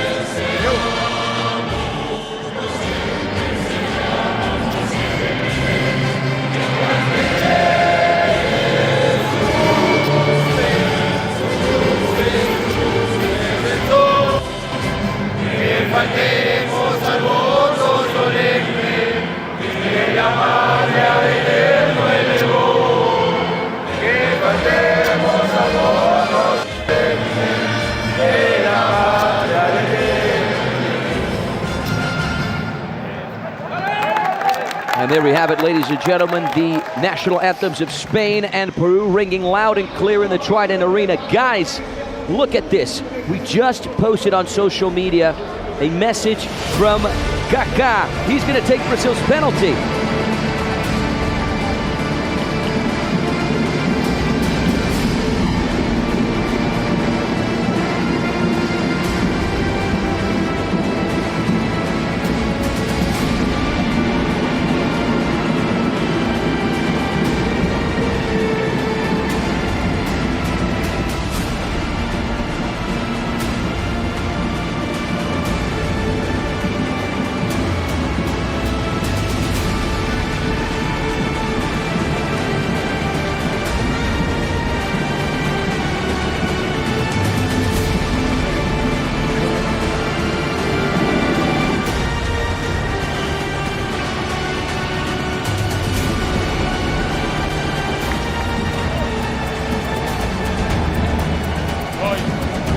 That's right, ladies and gentlemen. I said it quick, I said it fast. You heard it right. We just posted on social media a message that Kaká will take the president penalty in Brazil's next game. Kaká, 2007 FIFA Ballon d'Or winner, 2002 FIFA World Cup winner, will be right here at the Trident Arena on Thursday night. So he's going to take Brazil's president penalty. That is something that everyone wants to see.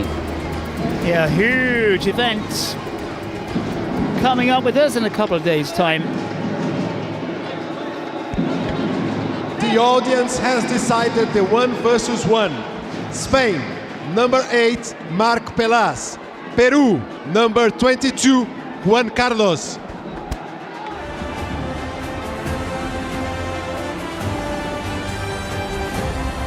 All right, ladies and gentlemen, we're T-minus 20 seconds away from the ball drop to get us started for Spain versus Peru, Peru versus Spain, right here at the Trident Arena in São Paulo, Brazil.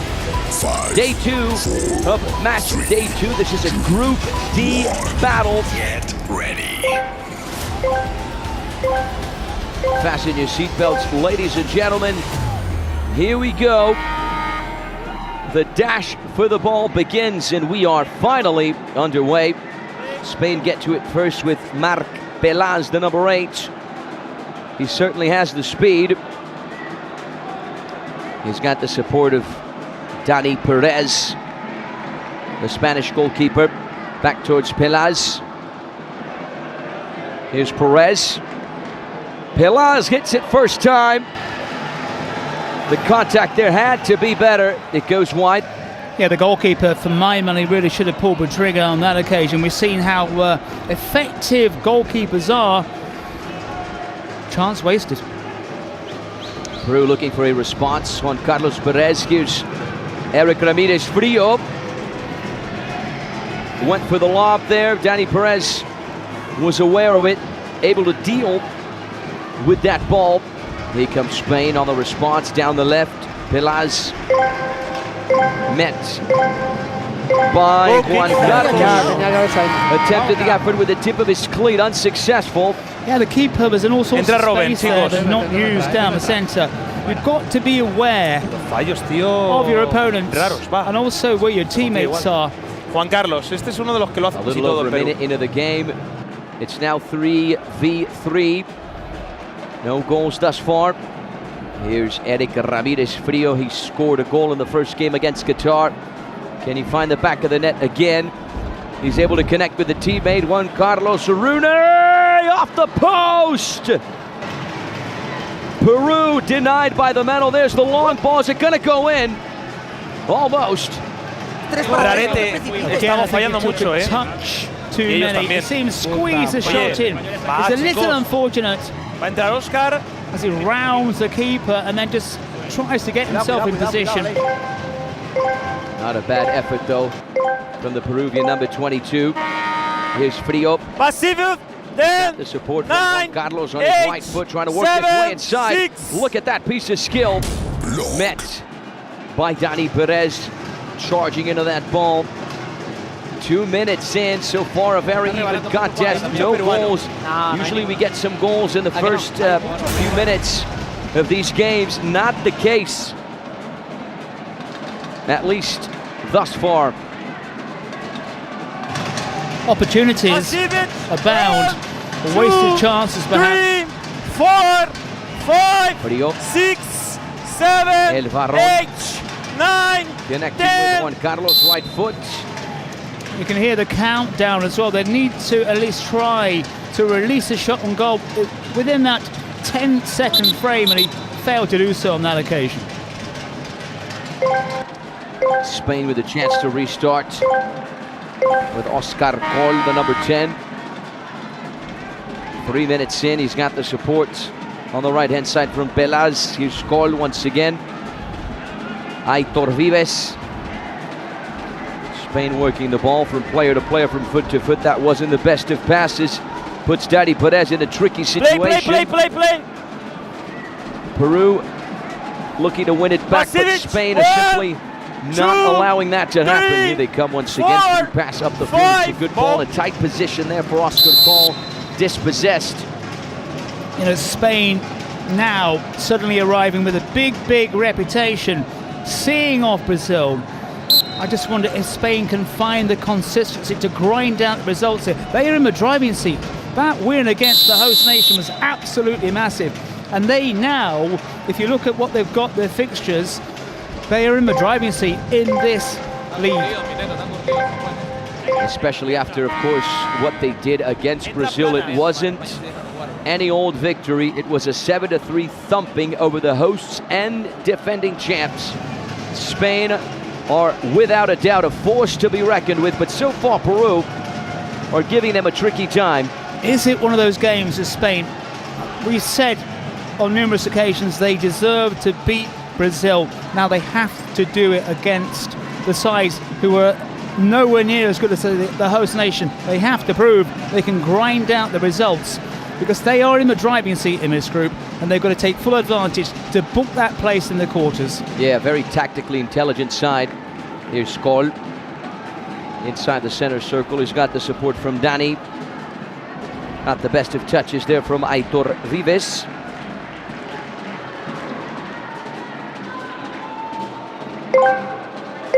We're about to hit the 5th minute mark. 7v7 right now, and the teams can activate the precedent penalties and the secret cards. Here comes Spain, goal line. Not a bad effort there from Pelas, but he didn't quite have an angle, did he? Again, nice footwork.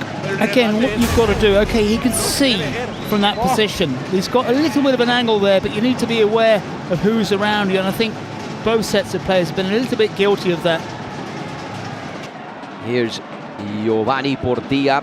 He's got real estate down this left-hand side.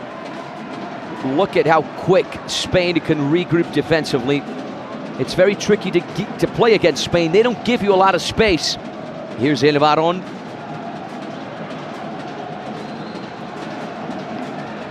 Run down the center from Ringberg, trying to squeeze his way through. The effort from Varón blocked. Spain now have the counter-attack. Nice piece of effort. There's the shot on frame. Good save from Eric Ramirez El Frio. Now Peru are trying to activate the counter-attack down the right-hand side. A little over 6 minutes in. Here's Bruno Agnello, the Brazilian. He missed a penalty kick in the first game against Qatar. He'll be looking to redeem himself. I wonder as well, tactically, as we saw in the France-Algeria match, saw a very early card. And I wonder which one of these two sides will spring the first surprise. Peru win it back. Agnello connects with Asensio. A very strong Peruvian team. That is what we have seen in these almost 7 minutes of play. A very even game thus far. Both teams with not a whole lot of space. Teams that don't want to make mistakes. He swings it all the way the other way. Nice pass from Aicardo. Right-hand side. It's driven in. Fantastic from Dani Perez. What bravery from the Spanish goalkeeper, just throwing himself into trouble. Well, as the old saying goes, that's his job. But yeah, you're quite right. A brave stop. He had to get across. There's the contact, and that looked painful on the head. Certainly no malicious intent, but just sliding in once you've committed, of course, to make that kind of challenge. But so far, even stuff, isn't it? And Peru making sure that Spain work for this. Could have been worse. Could have made contact with the knee on the head, but fortunately, it's more of a thigh than a knee. Yeah, a brave Dani Perez, who was at the World Cup last year in Italy. He plays for Porcinos in the Spanish Kings League. Spain restart. Here's the long ball. There was no one there. Poor vision on that pass. Aicardo, there he is, the number 19, Jesus Vega. Aicardo, the restart for Peru. Tricky ball. Almost putting his teammate in a bad position. His teammate's like, come on, buddy, why are you giving me the ball? Restart with the goalkeeper. And Santos in very smartly as well. So it's a physical battle. Good contest between these two, Spain and Peru. And Spain giving the keeper no chance. Maybe they've seen something from Peru's first match. Maybe they want to close down the defence in every opportunity. You know, John, 8 minutes in, no goals. I think the only game where we had no goals 8 minutes in was that Algeria versus Poland. So far it's shaping out to be the same way, if I'm not mistaken. I'm pretty sure about that fact. Yeah, but expect the fireworks. And it's certainly not for the lack of effort, is it? Great determination from both sets of players out here. Almost 9 minutes in, almost halfway through the first half. Ladies and gentlemen, I said it before, I'll say it again. Kaká is going to be right here at the Trident Arena on Thursday night in the match against Qatar. He will take the president penalty for Brazil. That's right, a World Cup champ. He was part of that squad that won the World Cup with Brazil in 2002. AC Milan legend, spent some time at Real Madrid, won the 2007 FIFA Ballon d'Or, played for São Paulo, spent some time at Orlando City at the Major League Soccer in the US. So you definitely, from wherever you're watching us around the globe, want to tune in to that Brazil versus Qatar broadcast.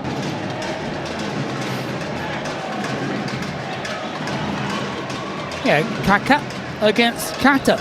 Should be an interesting contest. Absolutely, Jan. Couldn't agree with you more, my friend. And this is intriguing, isn't it? It's one of those matches, it's lots of huff and puff so far in this game. Maybe the quality not quite there, but it's so important for Spain if they are to get a real grip on this contest. It's important as well, of course, for Peru to bounce back, and it's evenly balanced. Very little to choose between these two, but as we have seen, one side can quickly take control of a contest like this. Yeah, Peru are tactically getting it right. It's clear that they studied the game between Brazil and Spain. Oh, this is the loose ball. This might be 1-0 for Spain, and yes it is! The Spanish lead. Oscar Cole, the number 10, draws first blood for the Europeans. He took advantage of that loose ball that was squirted away. One touch on it. Cool, calm, collected. Just to lob it over Eric Ramirez Frio and to drill it into the back of the net. 1-0 for the Spaniards. Yeah, very quick thinking from Cole. He knew exactly what he was doing on that occasion as well. Perfect technique. Spain even breaking the deadlock. Now Peru are vying for the equalizer. How are they going to respond? They were doing everything right. Unlucky for the Peruvians, they concede. They're going to have to open themselves up a little bit more. Yeah, that goal, that opening goal, you wouldn't say against the run of play. It was very, very even at that point. Spain, though, just edging it now. Have the noses in front. Yeah, Oscar Cole grabbing his first goal of the competition, the Spanish number 10. Here he is on the ball. And Spain now being tipped amongst the favourites, perhaps to reach the final, where they might be facing Brazil. Of course, that's where the clever money is, but there's a long, long way to go. And Anthony as well, I think, beforehand, I think before that win for Spain against Brazil, maybe people weren't thinking that, but they certainly are now. Look at the ball possession. Peru with almost 60% ball possession, but at the end of the day, what matters is finding the back of the net. Spain have been able to do that. And Porcinos, the side in the Spanish Kings League, they really form the base, right? The spinal cord of this Spanish national team. Perez, Alex Guti, Aitor Vives, Soriano, Cole, Pelaz, Nico Santos, all players who play for Porcinos. Juan Carlos hits it first time. The idea was good, but from there, to score, the execution has to be perfect, and it wasn't. Yeah, 2 goals for him so far, but a mile off target on that occasion. Spain edging this contest. Spain restart. Nice pass down the center. Oscar Cole accelerating, halted in his tracks, still going. Met by a rough Ringber Sanchez. High press from Spain, able to win it back. This could be a good chance here to try and double their lead. Nice piece of defending there from Juan Carlos to dispossess the goal scorer, the only goal scorer of this first half thus far. Cut back, there's a deflection. Going to be picked up by Luis Vivas. Good way to slice his way through to try and activate the counter-attack. Spanish player complaining who got caught in the face. Juan Carlos, this is the guy with the brace against Qatar, works his way inside, shifts direction. Ringber, he's going to pull the trigger from range, blocked. Peru have the rebound. Here's Portilla.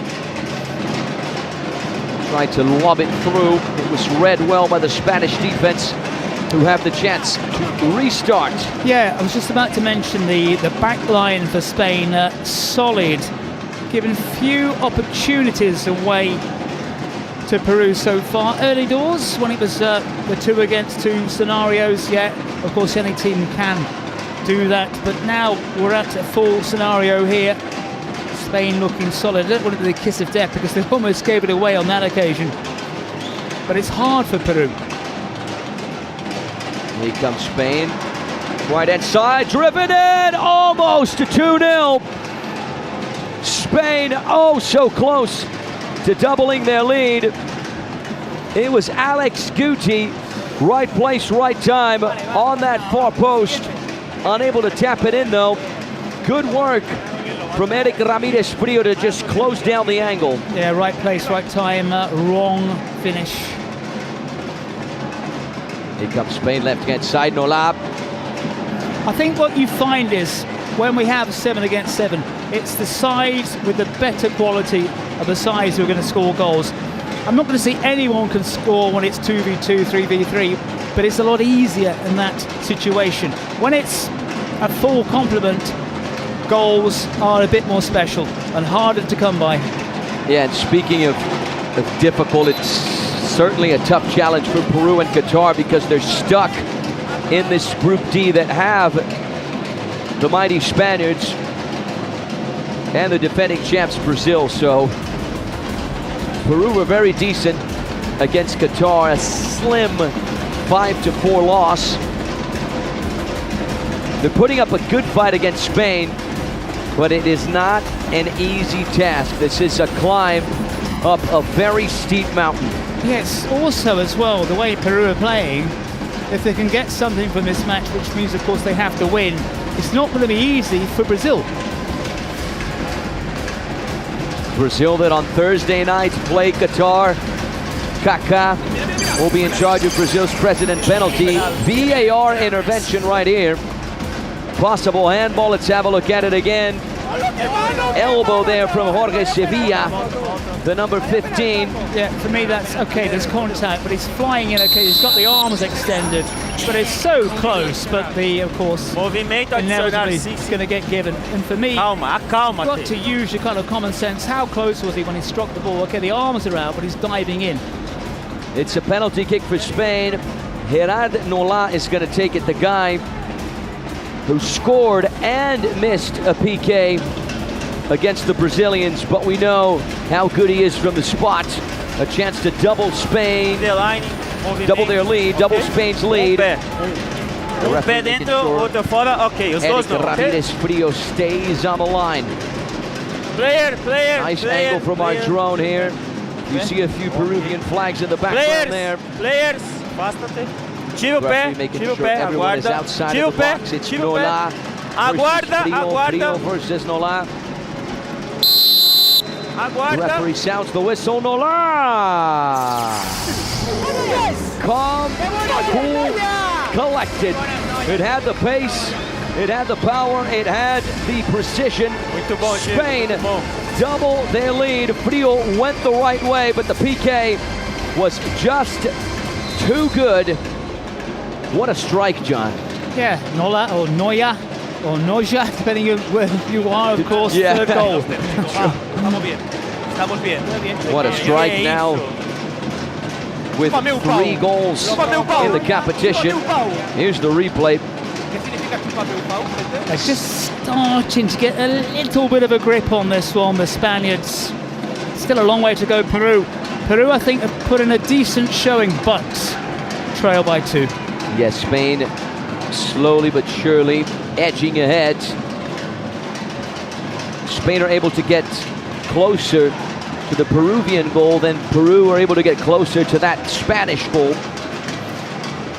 I think a little bit harsh with the penalty. Okay, people will say well, the arm was extended in a natural position, but what is a natural position when you're flying in? And for me, it's all about the distance between the person who hits the ball and the defending player as well. So that's the rules as we go into this 2-goal scenario situation. Yeah, that's the end of the period in this first half when the teams can use the precedent penalty and the secret cards. So in the second half, both teams will be able to activate those privileges. Now we're going to enter double goal mode. So the ball, you will see right now, will change color. And if you find the back of the net, it's worth double. So if Spain score right now, they move up to 4-0. If Peru score, they tie the game. Here we see the Spanish camp led by head coach Narcís Barrera.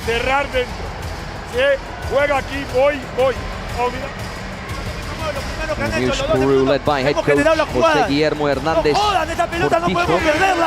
Both teams that were involved in the Nations last year didn't go very far. Spain were eliminated by Italy.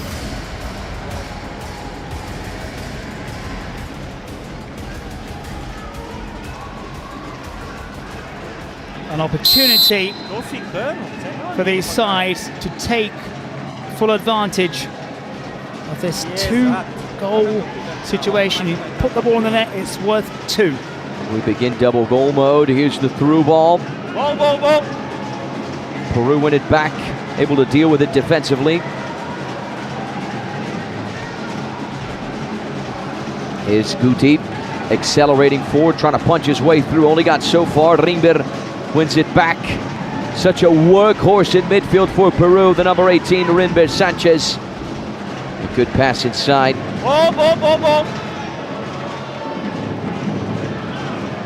Here's Juan Carlos trying to pick out a teammate. Guti with the interception. Through ball. A little too much pace there for Nola. As Peru win it back, looking for that double goal. We see a little bit more of an offensive South American side. Closing in on the 18-minute mark. Yeah, they really have to push. If you push, of course, you might leave yourself exposed at the back. You get the goal in the back of the net, and you're back on level terms, though. Okay, thank you, Sergio. Spain in no rush to restart with their keeper, Danny. This is how Group D is looking. Spain, at this moment, going straight through the quarterfinals. Qatar going to the last chance, and Peru in third. No wins for the... Oh, here's the through ball! Spain make it 4-0. They capitalize on that double goal privilege. I know the jersey says number 9, but it's the number 7. It was number 8. I stand corrected. Marc Pelaz, one touch on the ball. It's all he needed. Scoring his first of the competition. For a split second, I thought it was number 9. I was like, wait a minute. There's no number 9 in the roster. Marc Pelaz, forgive me, my friend. What a pass, though, from Nico Santos, who's going to claim the assist. That is big, isn't it? Look at how this scoreline has jumped. Here's Aitor Vives from range. Lands it on target. Frio comes up with a save. 4-0 for Spain. A very tough situation for the Peruvians. Yeah, we haven't seen teams come back from such a goal deficit. However, we haven't seen teams take such a big lead relatively early on. in this game as we approach the half-time mark. We're approaching the 20-minute mark. So it's time for Peru to bounce back, especially after the break. Yeah, keeping in mind Spain still have the president penalty. They still have the secret card. No. No foul on the play. Peru win it back.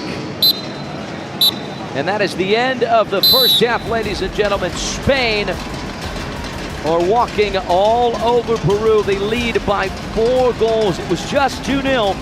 But then Marc Peláez scored a double goal to give the Spaniards the 4-goal lead. I mean, the Peruvian head coach, José Guillermo Hernández Cortijo, is going to have to think of something. Yeah, I think in an ordinary scenario, you might think they're out of it. Let's hear the coaches. Oscar, Lobato, compañía, estáis muy lejos para llegar aquí. Eso primero. Segundo, si venimos los 6, son más lentos que el caballo del malo. O sea, que hay que trincarlos. No me jodáis. Ahora mismo es a Guti y Guti a Nico. Y es gol otra vez. Opiniones de la primera parte, nos están escuchando en directo. Muy bien España, ¿no? Muy bien España. Muy bien. Momento de penalti. Espectacular. Momento de penalti, presidente, ya. Penalti, presidente. Cuando quieran. Está muy bien España, ¿eh? Hay que decir que España está muy bien. Muy bien. Sorpresa Perú, sobre todo los 10-15 primeros minutos. Muy bien Perú, es verdad que ver un 4-0 parece que tal, pero Perú bastante España bien. es España. Pero España estamos disfrutones. Tiene clutch, tiene cosas. Tiene clutch. Muy contentos, de momento. Y la música me gusta, la música La brasileña. Dale un poquito, Y Sponsor.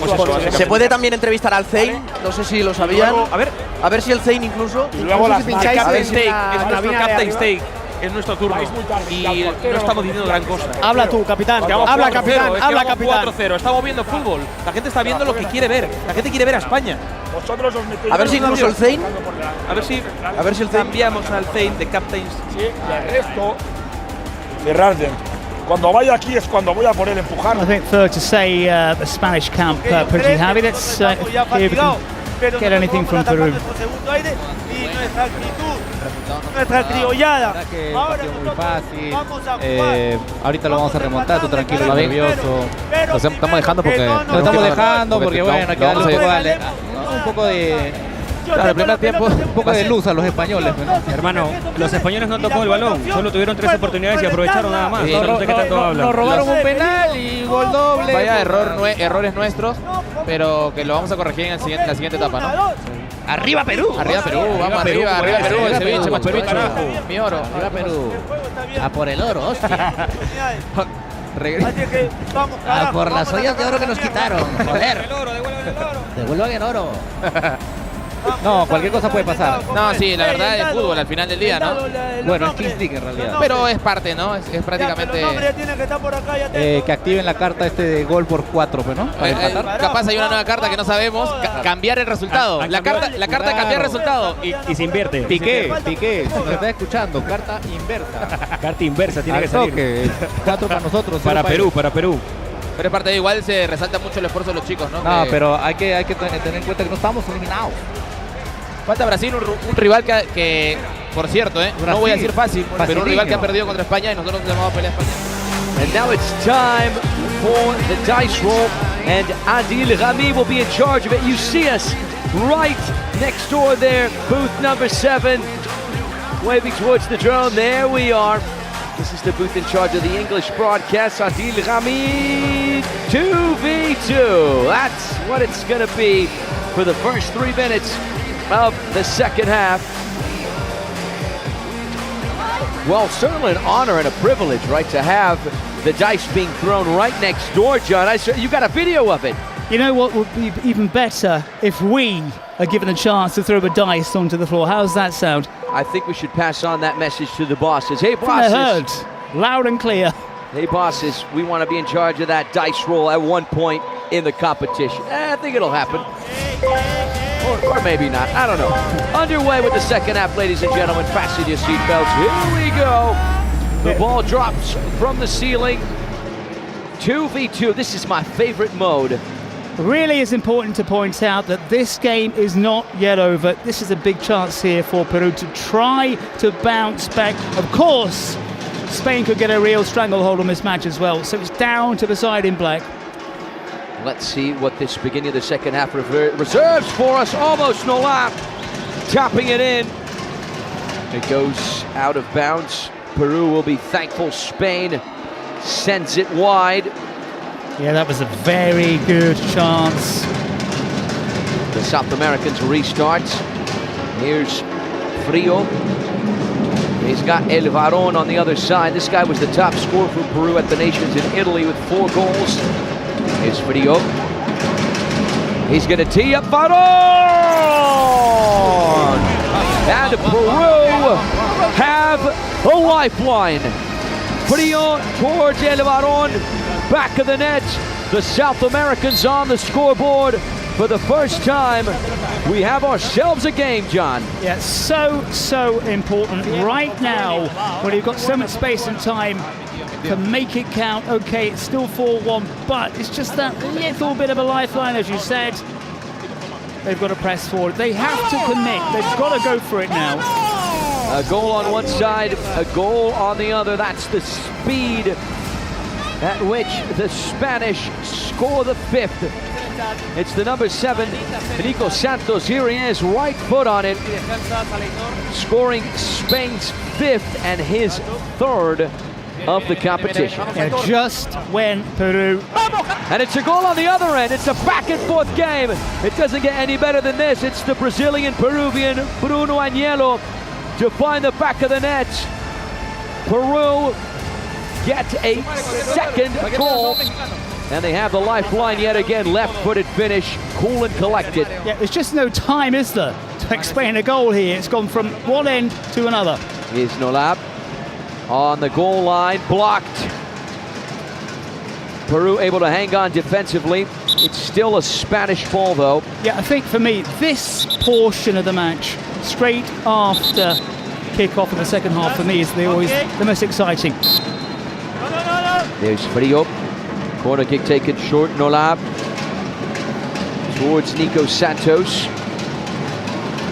He's the top scorer for Spain in the competition thus far. On his right foot. Tries to chip Frio, who was having none of it. Is he going to go for goal? Yes, he is. And is it going to go in? The answer is also yes. From coast to coast, from goal to goal. This is why Eric Ramirez is called El Frio. He's got ice running through his veins, and he finds the back of the net for Peru, who were taking advantage of this initial second half. How about this replay, John? President penalty for Peru. The question is, who's going to take it? It is. Will it be El Zain or Alexis Descalzo? We're going to find out momentarily, but it's just non-stop here. As I said, this is always my favorite portion of the games because just look what has happened right now.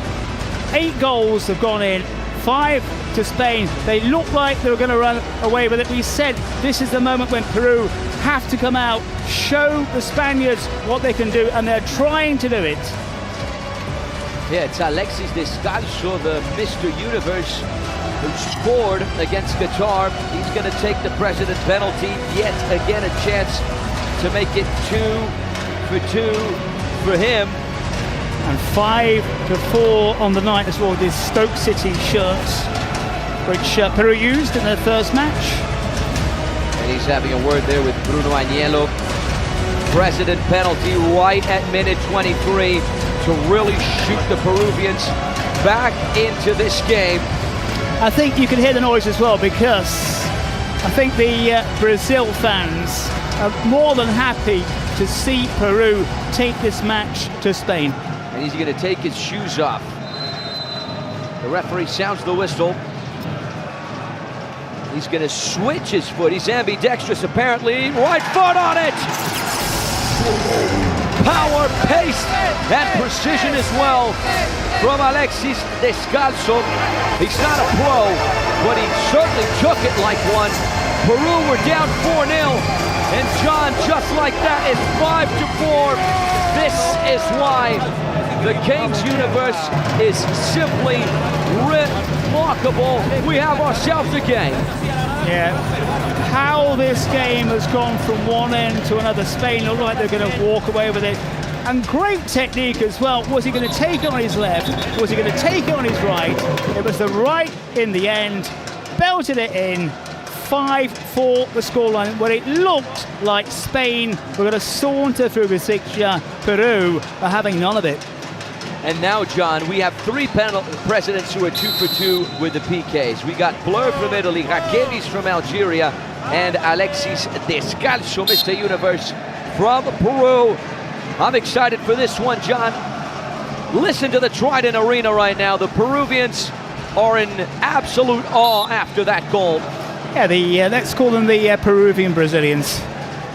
They are really up for this one. They want the side in the black shirt to put a downer on the side in red, of course, because Spain beat Brazil, and they would love it if Peru could do them a massive favour tonight. Yeah, we have a strong Peruvian presence and community here in São Paulo. We have a Spanish one as well, but I think, of course, due to the proximity, that the Peruvian community might be just a little bit bigger. Spain working the ball from player to player, from foot to foot, trying to find those spaces. Nice turn there from Korn. He's got the close support from Nico Santos. There's Guti back towards Nico Santos. The support further back from Soriano. Michael Vives, Soriano once again, both players involved. Nico Santos jumps in. He's got the support from Guti as always on this left-hand side. 24 minutes on the clock. Spain have their precedent penalty and their secret card. Peru just the secret card. Might be enough though for the side in black, but as you say, maybe the cards and the scoreline, let's not forget that, of course, giving the Spaniards the advantage. But they are rocking here a minute. They thought maybe this one was done and dusted. How the King's universe can surprise. And that's what we said, wasn't it, when it was 4-0 at half-time, that this game is not yet over, and that is proving to be the case. You said that, John. That's all you, my friend. You were 100% accurate on that one, buddy. Spain trying to punch through, unsuccessful. Peru able to deal with it. They punch through after all. Cut back inside, and it's blasted away. Great piece of defending there from Aicardo, the number 19. Spain restart. This has been the narrative of the game over the past few minutes. Peru sitting back, Spain trying to infiltrate. There's DJ Mario. A little bit more tense than he was a few minutes ago. A very even contest. Oscar Cole, the control, the turn, the run. Guti hits it first time. Cole, the support over on the right-hand side. First time touch, straight towards Frio. You know, one of the things about being in the stadium, we're in the stadium, of course, we're working off the monitors, but when you take a look down to see what the players do, it's the speed. On TV, you don't quite get the speed of these players and the determination as well. It's a lot, it seems to be a lot faster looking at the real thing, even though you've got the kind of velocity from the TV cameras, but when you look at it in real life, you can see the kind of physicality of these players. Yeah, the pace is really incredible. Your conditioning has to be in tip-top form. And what's most impressive for me, John, is the quick thinking of these players. If you take too long to make a decision, you're going to lose it. Yeah, look at the amount of shots, 23, wow. So, as you said, sometimes it's that speed of thought that makes so much difference.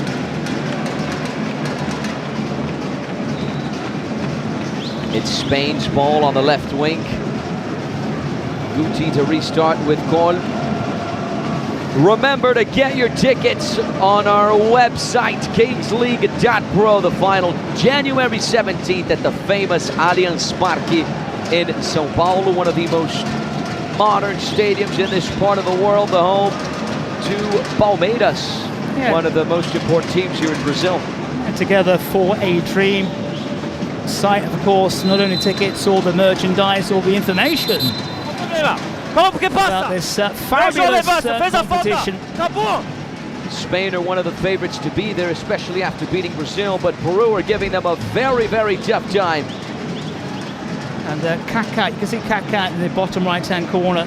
So we've announced is going to be a penalty taker for Brazil in their next match. There he is, Kaká, on his own, surrounded by a whole posse of famous faces. Yeah, we've got MC Ariel, Gaules. Just a few of the big names connected to the Kings League. What a layoff. Yeah, Peru not yet done. Here's Guti. We got two Gutis. Peru have Kevin Gutierrez Guti with a Y, and Spain have Alex Guti with an I, number 16. Here comes Spain. Nico Santos, right-hand side, tries to squeeze his way through. How about that tackle from Jorge Sevilla? All ball there. Yeah, you shall not pass. But it was, again, the speed of the footwork from a Spain at number 7 almost found a little way through in what is a very tight and compact area.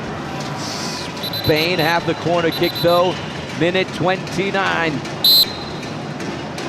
Here's Gerard Nolap. Corner kick taken short for Pelas to restart. The long ball is blocked. Peru win it back, cut across. Spain dealt with it very well.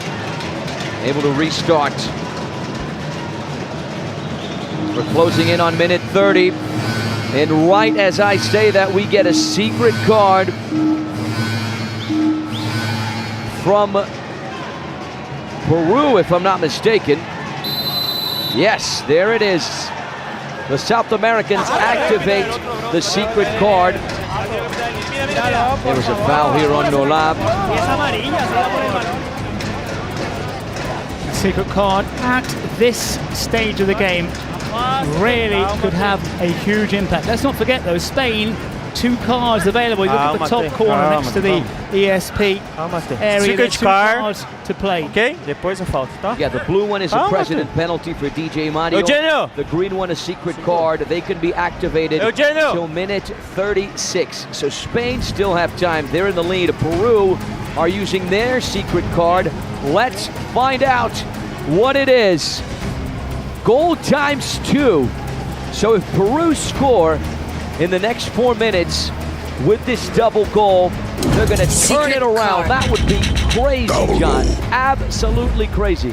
That is a great card to have, especially at this time of the match. But of course, it means they're out of cards, no penalty. Spain will look at the scoreline. They'll think, right, if we can hang on for 4 minutes, if we can get another goal, we might get something. Almost 30 minutes on the clock. Vivas, fástate, It's a dangerous set piece for Spain, though, before Peru can use their double goal privileges. 3 Spaniards on the ball.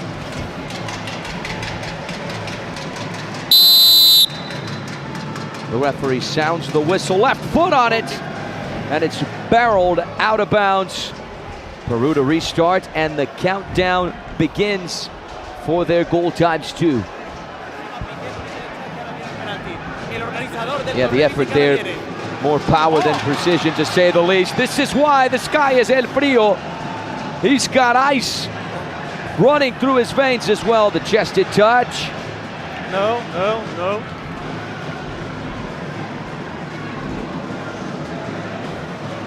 Peru restart. Through ball towards the right. Deixa a bola. Sideline throw for Peru to take with Aicardo. Referees ordering him further back. He tried to gain a few yards there. The ref was having none of it. Saravia. Frio. He's got the close support. Short pass for Sevilla. Frio hits it first time, sends it up the pitch. There's a Little touch there, but Dani Perez is gonna restart for the Spanish. That clock on the double goal is ticking away. 31 minutes on the clock. Less than 5 minutes for Spain to use their precedent penalty and their secret card. There's the through ball for Nola. Little bicycle kick there from Sevilla. I just wonder if Spain will let this clock run down with this 2 minutes. Play it just a little bit conservatively. Keep Peru at bay and then go for their cards.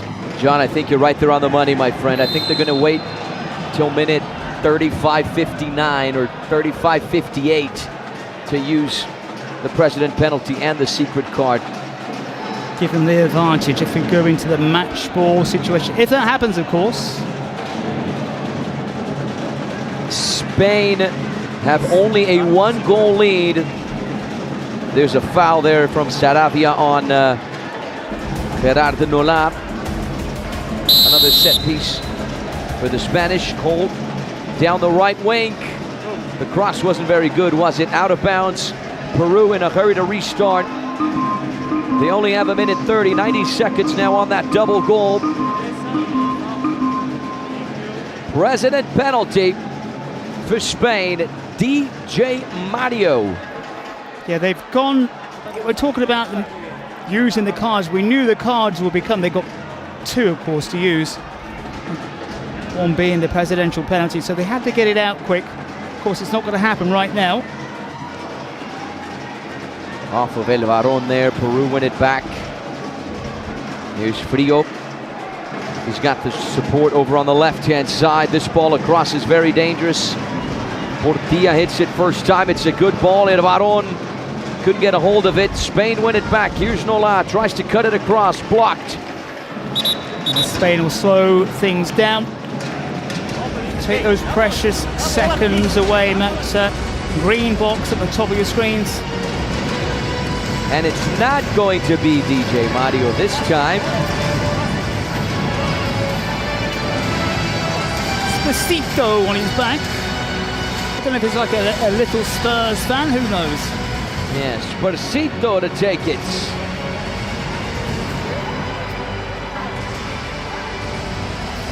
Look. Spacito with the number 9 jersey.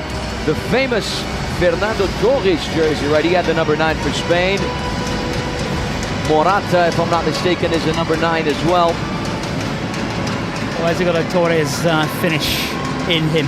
Spacito versus Eric Ramirez El Frio. Was he getting his trousers caught on his feet? There's the whistle. Spacito! A rocket off the crossbar and in. Spain add a buffer to their lead. They now lead by a couple of goals, putting the Spaniards into a little bit more comfortable of a situation. Not a goalkeeper in the world who can get to this rocket. What a finish. Straight down the middle. Does he strike the underside of the bar? Does he the roof of the net? He hits it with power. That's how you ram home a penalty. And that's how you just give yourself a little bit of breathing room. Let's not forget, Spain with another card to use. If they choose to do so, of course. But that 2-goal cushion right now, crucial. After what we've seen so far from these teams, it's...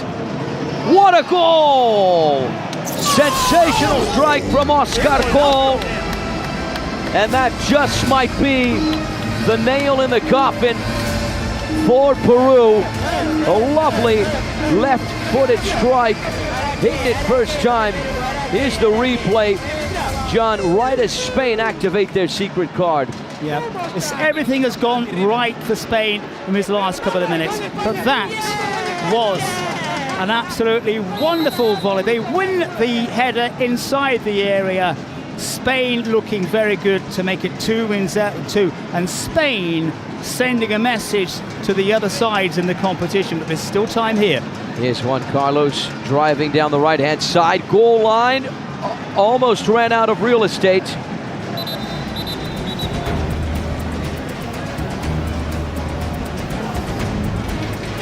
Yeah, and that has been the storyline for many of these games, right, John? They're very even all the way up to the very end, and then one team manages to shoot ahead. It's a shootout for Spain. A chance to make it 8-4 and regain that 4-goal lead. Shootout. Yeah, they put this away. Big if, of course. They put this away.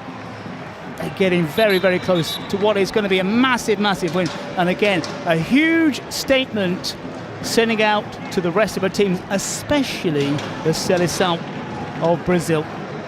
Marc Pelaz, a chance to secure his brace. Well, he's got a double goal, so does this count if he gets it as his third? Unfortunately, it doesn't work like that, my friend. Here's Pelaz. Unsuccessful. And that was poor. Poor from Pelaz. Could have really just about clinched it for Spain there. But I think you've got to get your mindset right from the beginning. As I've said, it's the first touch which sets you up, and then you've got to be positive in what you want to do. And Pelaz, unfortunately for him and Spain, wasn't. Peru trying to get back into this one. Here's the effort, or almost effort, from El Varón. He's got support over on the left. 34 minutes. This ball's lifted towards Juan Carlos. Lovely turn there, Juan Carlos. Muscles off his marker, pressured by a couple of players. Corner kick for Peru. Yeah, it was a nice little turn from the number 22. Didn't quite have the acceleration to get away, to get his cross in. No push, no push. Corner kick, Juan Carlos cut back. Peru unable to capitalize. It's touched away by Cristian Lobato. Marc Pelaz getting some, at least an attempt at consolation, but his side's still looking very good. I think he's more annoyed with himself. Rimber Sanchez in a tough position. Spain win it back. Nico Santos unable to connect with the teammates. It's touched away. This is Bruno Agnello trying to squeeze his way down that sideline. Throw in for Peru. We have entered the final 60 seconds before match ball mode. Rimber Sanchez tries to punch through. And match ball mode as well, a reminder. Despite this 3-goal cushion, Spain will still have to score another. And Peru will have to get half a bagful. Yeah, so Peru will have a chance, not a big chance, but still a chance to come back into this game during match ball mode. Less than 30 seconds before we enter our match ball mode, sponsored by Fortnite. Here's El Varón. Touched away, El Varón once again, deflected shots. I would not want to be the number 16 Guti in that situation. You heard the contact. Yeah, brave from Guti, threw his body in the way. Clearly winded there.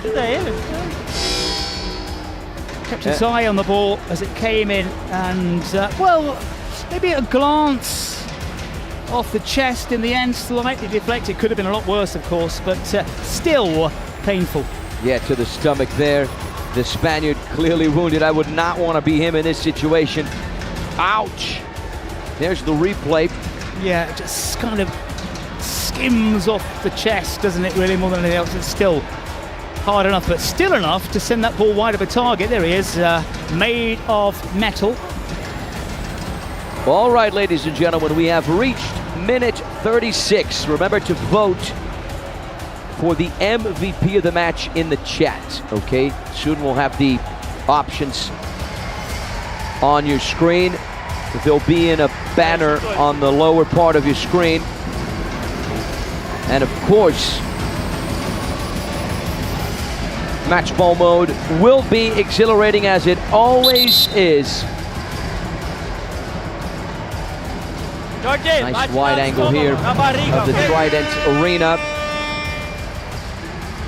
You know, John, there's very little time left, and I was thinking that the match ball moment feels a lot like Fortnite's Reload. You can be behind on the scoreboard, but you always have a chance to pop off and end up winning. Yes, in Kings, either teams lose players every minute, as if the fortnight storm were closing in on them. See, makes sense, right? And if this brilliant philosophical reflection has made anyone want to play, you've got the download link in the chat. We've made it that easy for you. There's a link in the chat. Just click on it. Get your download started right away. Let's get match ball mode started as well. On one side in red, Spain. On your left in black, Peru. And keep an eye out for the vote for the MVPs. Get involved. Minute 36. There's Dani Perez. He has certainly had his work cut out for him today. Sparcito, DJ Mario in the Spanish booth. There's El Zain. Quickly, you saw the Peruvian supporters here at the Trident Arena. And the cage comes down to collect the ball. Good to see men and women, young and old, filling the stands here at the Trident Arena. And maybe just a little bit deflated in the fact that Spain have a decent lead as well, when they thought Peru just might come in and still whip this game away. They could do it, of course. Anything can happen. Less than 10 seconds till the ball drop. The cage is going up, but the ball very soon will be going down. So in this Battle Royale, we begin 5v5, okay? It's no longer 7v7. After every minute that goes by that Spain do not score, a player will be leaving the field on each side. But here comes Spain right now! No need to explain it. Is this an offside or they got it? The celebrations are fairly muted. Well, actually, there's a need to explain it. Alex Guti was offside there. He says so, I don't know. I did have the impression, John, that he was a tad bit offside. What a run from Nola to beat his marker before teaming up his teammates right here. Stop the time, I think he might be a tad bit Bubble tape. ahead. Closer than I thought. Bubble tape. Closer than I thought. VAR intervention. Confusion, apprehension, bit of patience, a lot of anxiety filling the Trident Arena right now. What's it going to be? Checking the VAR. If it is a goal, what offside. an anticlimactic way to win the game. I mean, this is very close. I think it might be a tad bit offside. Yeah, this is the thing about VAR. Look at that. It's a toes difference if it gets called offside. Yeah, he is a tad bit offside. A question of centimeters, really. It's millimeters. This is the big issue, isn't it? Not here, of course, but with VAR in general. That you're talking about millimeters separating what was a decent goal for Spain, but as you said, a slight bit of an anticlimax if you're neutral. But you get the impression it might just be a question of time. Get your MVP votes in immediately. El Varón from range. Decent strike. Aiming for that top corner. It goes wide. That's right, John. Vote for the MVP of the match in the chat. Vote by name and not by number. Just write it in the chat. It's that easy. Eric and Añelo are the options for Peru. Pelaz and Nola, the options for Spain. See those numbers. And it's swinging towards Spain's way. Those numbers changing very quickly, but Pelaz, at the moment at least. Here comes Spain with Nico Santos. He's got Cole to his left. There he is, back towards Nico Santos. Almost 38 minutes on the clock. Spain just need one more goal to seal this deal. Is Guti. This is the player denied the goal a few moments ago. Nico Santos, support on the right-hand side. Goal line cut back. Unable to pick out a teammate. And as the numbers go down, gives Peru a chance, of course, Spain as well. It opens up a lot of space for them. And now a chance for Peru to drive forward over on the left. Little layoff there for Juan Carlos. Accelerates. Dispossessed. It's going to be a corner kick for the South Americans.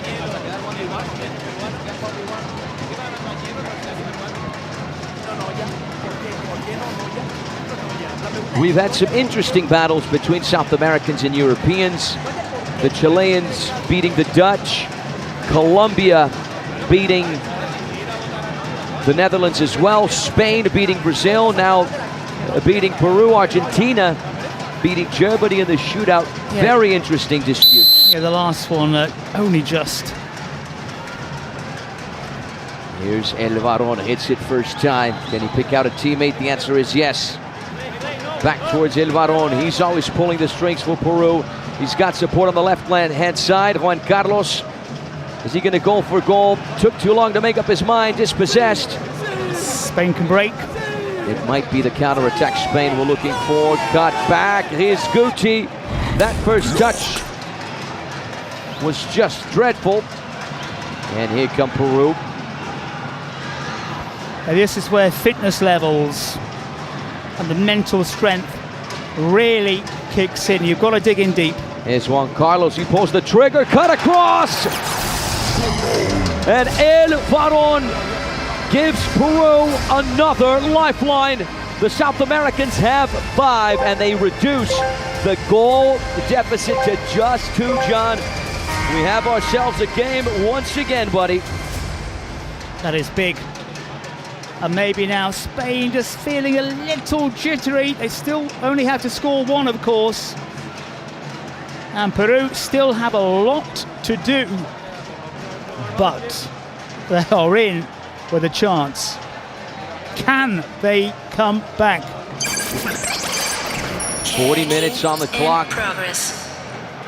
The number of players on the pitch is just 4, 2 apiece. It's going to be 2v2. Dani Perez and Alex Martí, the number 92 for Spain. Cuts to his left foot, pulls the trigger, sends it wide. Peru are going to get another offensive drive. It's Frio. And now suddenly neutrals. It's Frio and Saravia for the South Americans. Passivo, 1. I don't know if they could get them now, the side in black. Not quite sure whether that was the right decision. Spain are going to charge forward with Marc Pelaz, one of the best players on the pitch today. Cuts towards his right, pulls the trigger, blocked by Frio. And now Peru are accelerating in the opposite direction with Saravia. You've got to be fit again to get back into position. Pelaz regroups. Saravia took too long. Where's the support? To make up his mind. Finds an angle, accelerates. Lovely work from Dani Perez. And this just might be the end of the line for Peru. Here's Pelaz, 1v1. And he is denied by the post. A dramatic end to this Spain versus Peru. From wherever you're watching us around planet Earth right now, if you're watching this game, you are watching an absolute spectacle of a match. Yeah, maybe that's, as you saw from a shootout minutes ago, maybe that's not Pelaz's forte. El Varón with the header. Here come Peru, the little chip from Ringber Sanchez goes wide. You know, it was very defensive from Peru moments ago. They had the front runner who had 0 support from the goalkeeper who stayed back. Players are going in, players are going out. Here's Nico Santos. You wonder tactically what Peru have in mind here. There's the pass. Here's Nolab, back towards Nico Santos. Good touch there from Portilla. But Spain still have it. Here's Nolab. Cuts towards his left and he drives it in. And that seals the deal for Spain. They beat Peru 8-5. Spain shoot to the very top of Group D. 2 games, 2 wins for DJ Mario, Spursito, and their squad. But we really have to commend the Peruvians, John. They put up a fierce battle against the mighty Spain. Yeah, they made it a lot harder for the Spanish. And at one point, of course, they looked dead and buried. And this is interesting. It's unusual for a losing side to get the MVP, but that's what's happened here. But all credit to Peru. In the end, that tenacity from Spain and the finishing power did the job, but they were made to fight, and that is a draining match for the Spaniards. But they march on, 2 wins out of 2. You can't get better than that. Yeah, a goal-scoring machine for the Spaniards. 15 goals in 2 games, 7 against Brazil, 8 against Peru. Nola scores 2 more goals today, but the MVP goes to Bruno Agnello, the Brazilian-Peruvian. A lot thanks to our chat. Many people typing in there Agnello. That's why the MVP goes to him. So in just a few moments, he will be signing our ball. In a moment, sponsored by KTO. Congratulations to Spain. They are the team to beat in this World Cup of Nations. A force to be reckoned with, of course, alongside the Italians. But after that win against Brazil, everyone's thinking, yeah, these guys are good, tactically intelligent, smart on the ball. They make the right decisions. All right, if you're following every moment of our Kings World Cup of Nations, pay attention. One of the most iconic items of the season is this one right here. The official ball signed by the tournament's biggest stars. It's a true relic, really, owned by KTO, so a huge shout out to all of our friends at KTO. They really make this tournament a lot more exciting. John, once again, buddy, I mean, we had 2 great games yesterday. We got 2 great games today. Yeah, this one, that point at half-time, Spain leading by 4 goals to 0. We knew there was going to be twists and turns, and Peru really made a fist of this one. They almost got back into it. Just the power of Spain took them through. These are the results from today. But yeah, convincing wins. France had to win their match, just about sneaked through. Spain again looking perhaps like one of the sides to beat here. Yeah, France with a rebound win, beating Algeria in the shootout after a 5-5 tie, winning 3-1. And then we had, of course, Spain beating Peru 8-5. This is how the standings are looking. Would you see that? France in second in Group C, Morocco at the top of Group A, the US still at the top of Group B, Spain at the top of Group C, Indonesia at the top of Group E. Many teams still to play. All right, everyone, we'll see you right back here tomorrow. Have a good one. Before, of course, we're going to leave you with the schedule. Sorry, I'm a little bit anxious here. A lot of stuff going on. Tomorrow, we got 2 clashes for you. Chile versus Morocco. Morocco flying high after that win against Colombia. Chile also flying high as well after the win against the Netherlands. Argentina beat Germany. They're going to take on the Japanese. All right, John, what a pleasure it was to be alongside you, my friend. We had a lot of fun today, and I'm so excited because tomorrow we got a lot of great stuff coming our way. Yeah, join us tomorrow for some more action. Bye-bye, everyone. We'll see you right back here tomorrow. Take care and have a good one.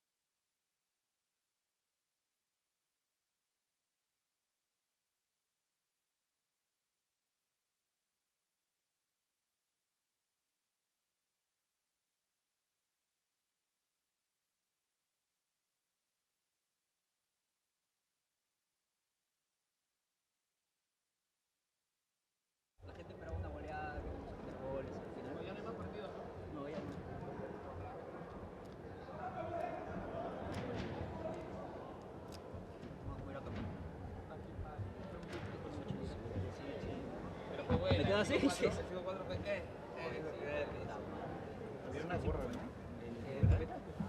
Claro, pero huevón, y ahora depende de ellos, pero ya no se puede hacer más. Me agarraron desprevenido, huevón, que puta, en un momento u otro. No, o sea, yo pensé que le iban a guardar un poquito más, ¿entiendes? No, para mí no solo bien. Sí, para mí no solo bien, era para achicar el marcador, pero un mal despeje otra vez.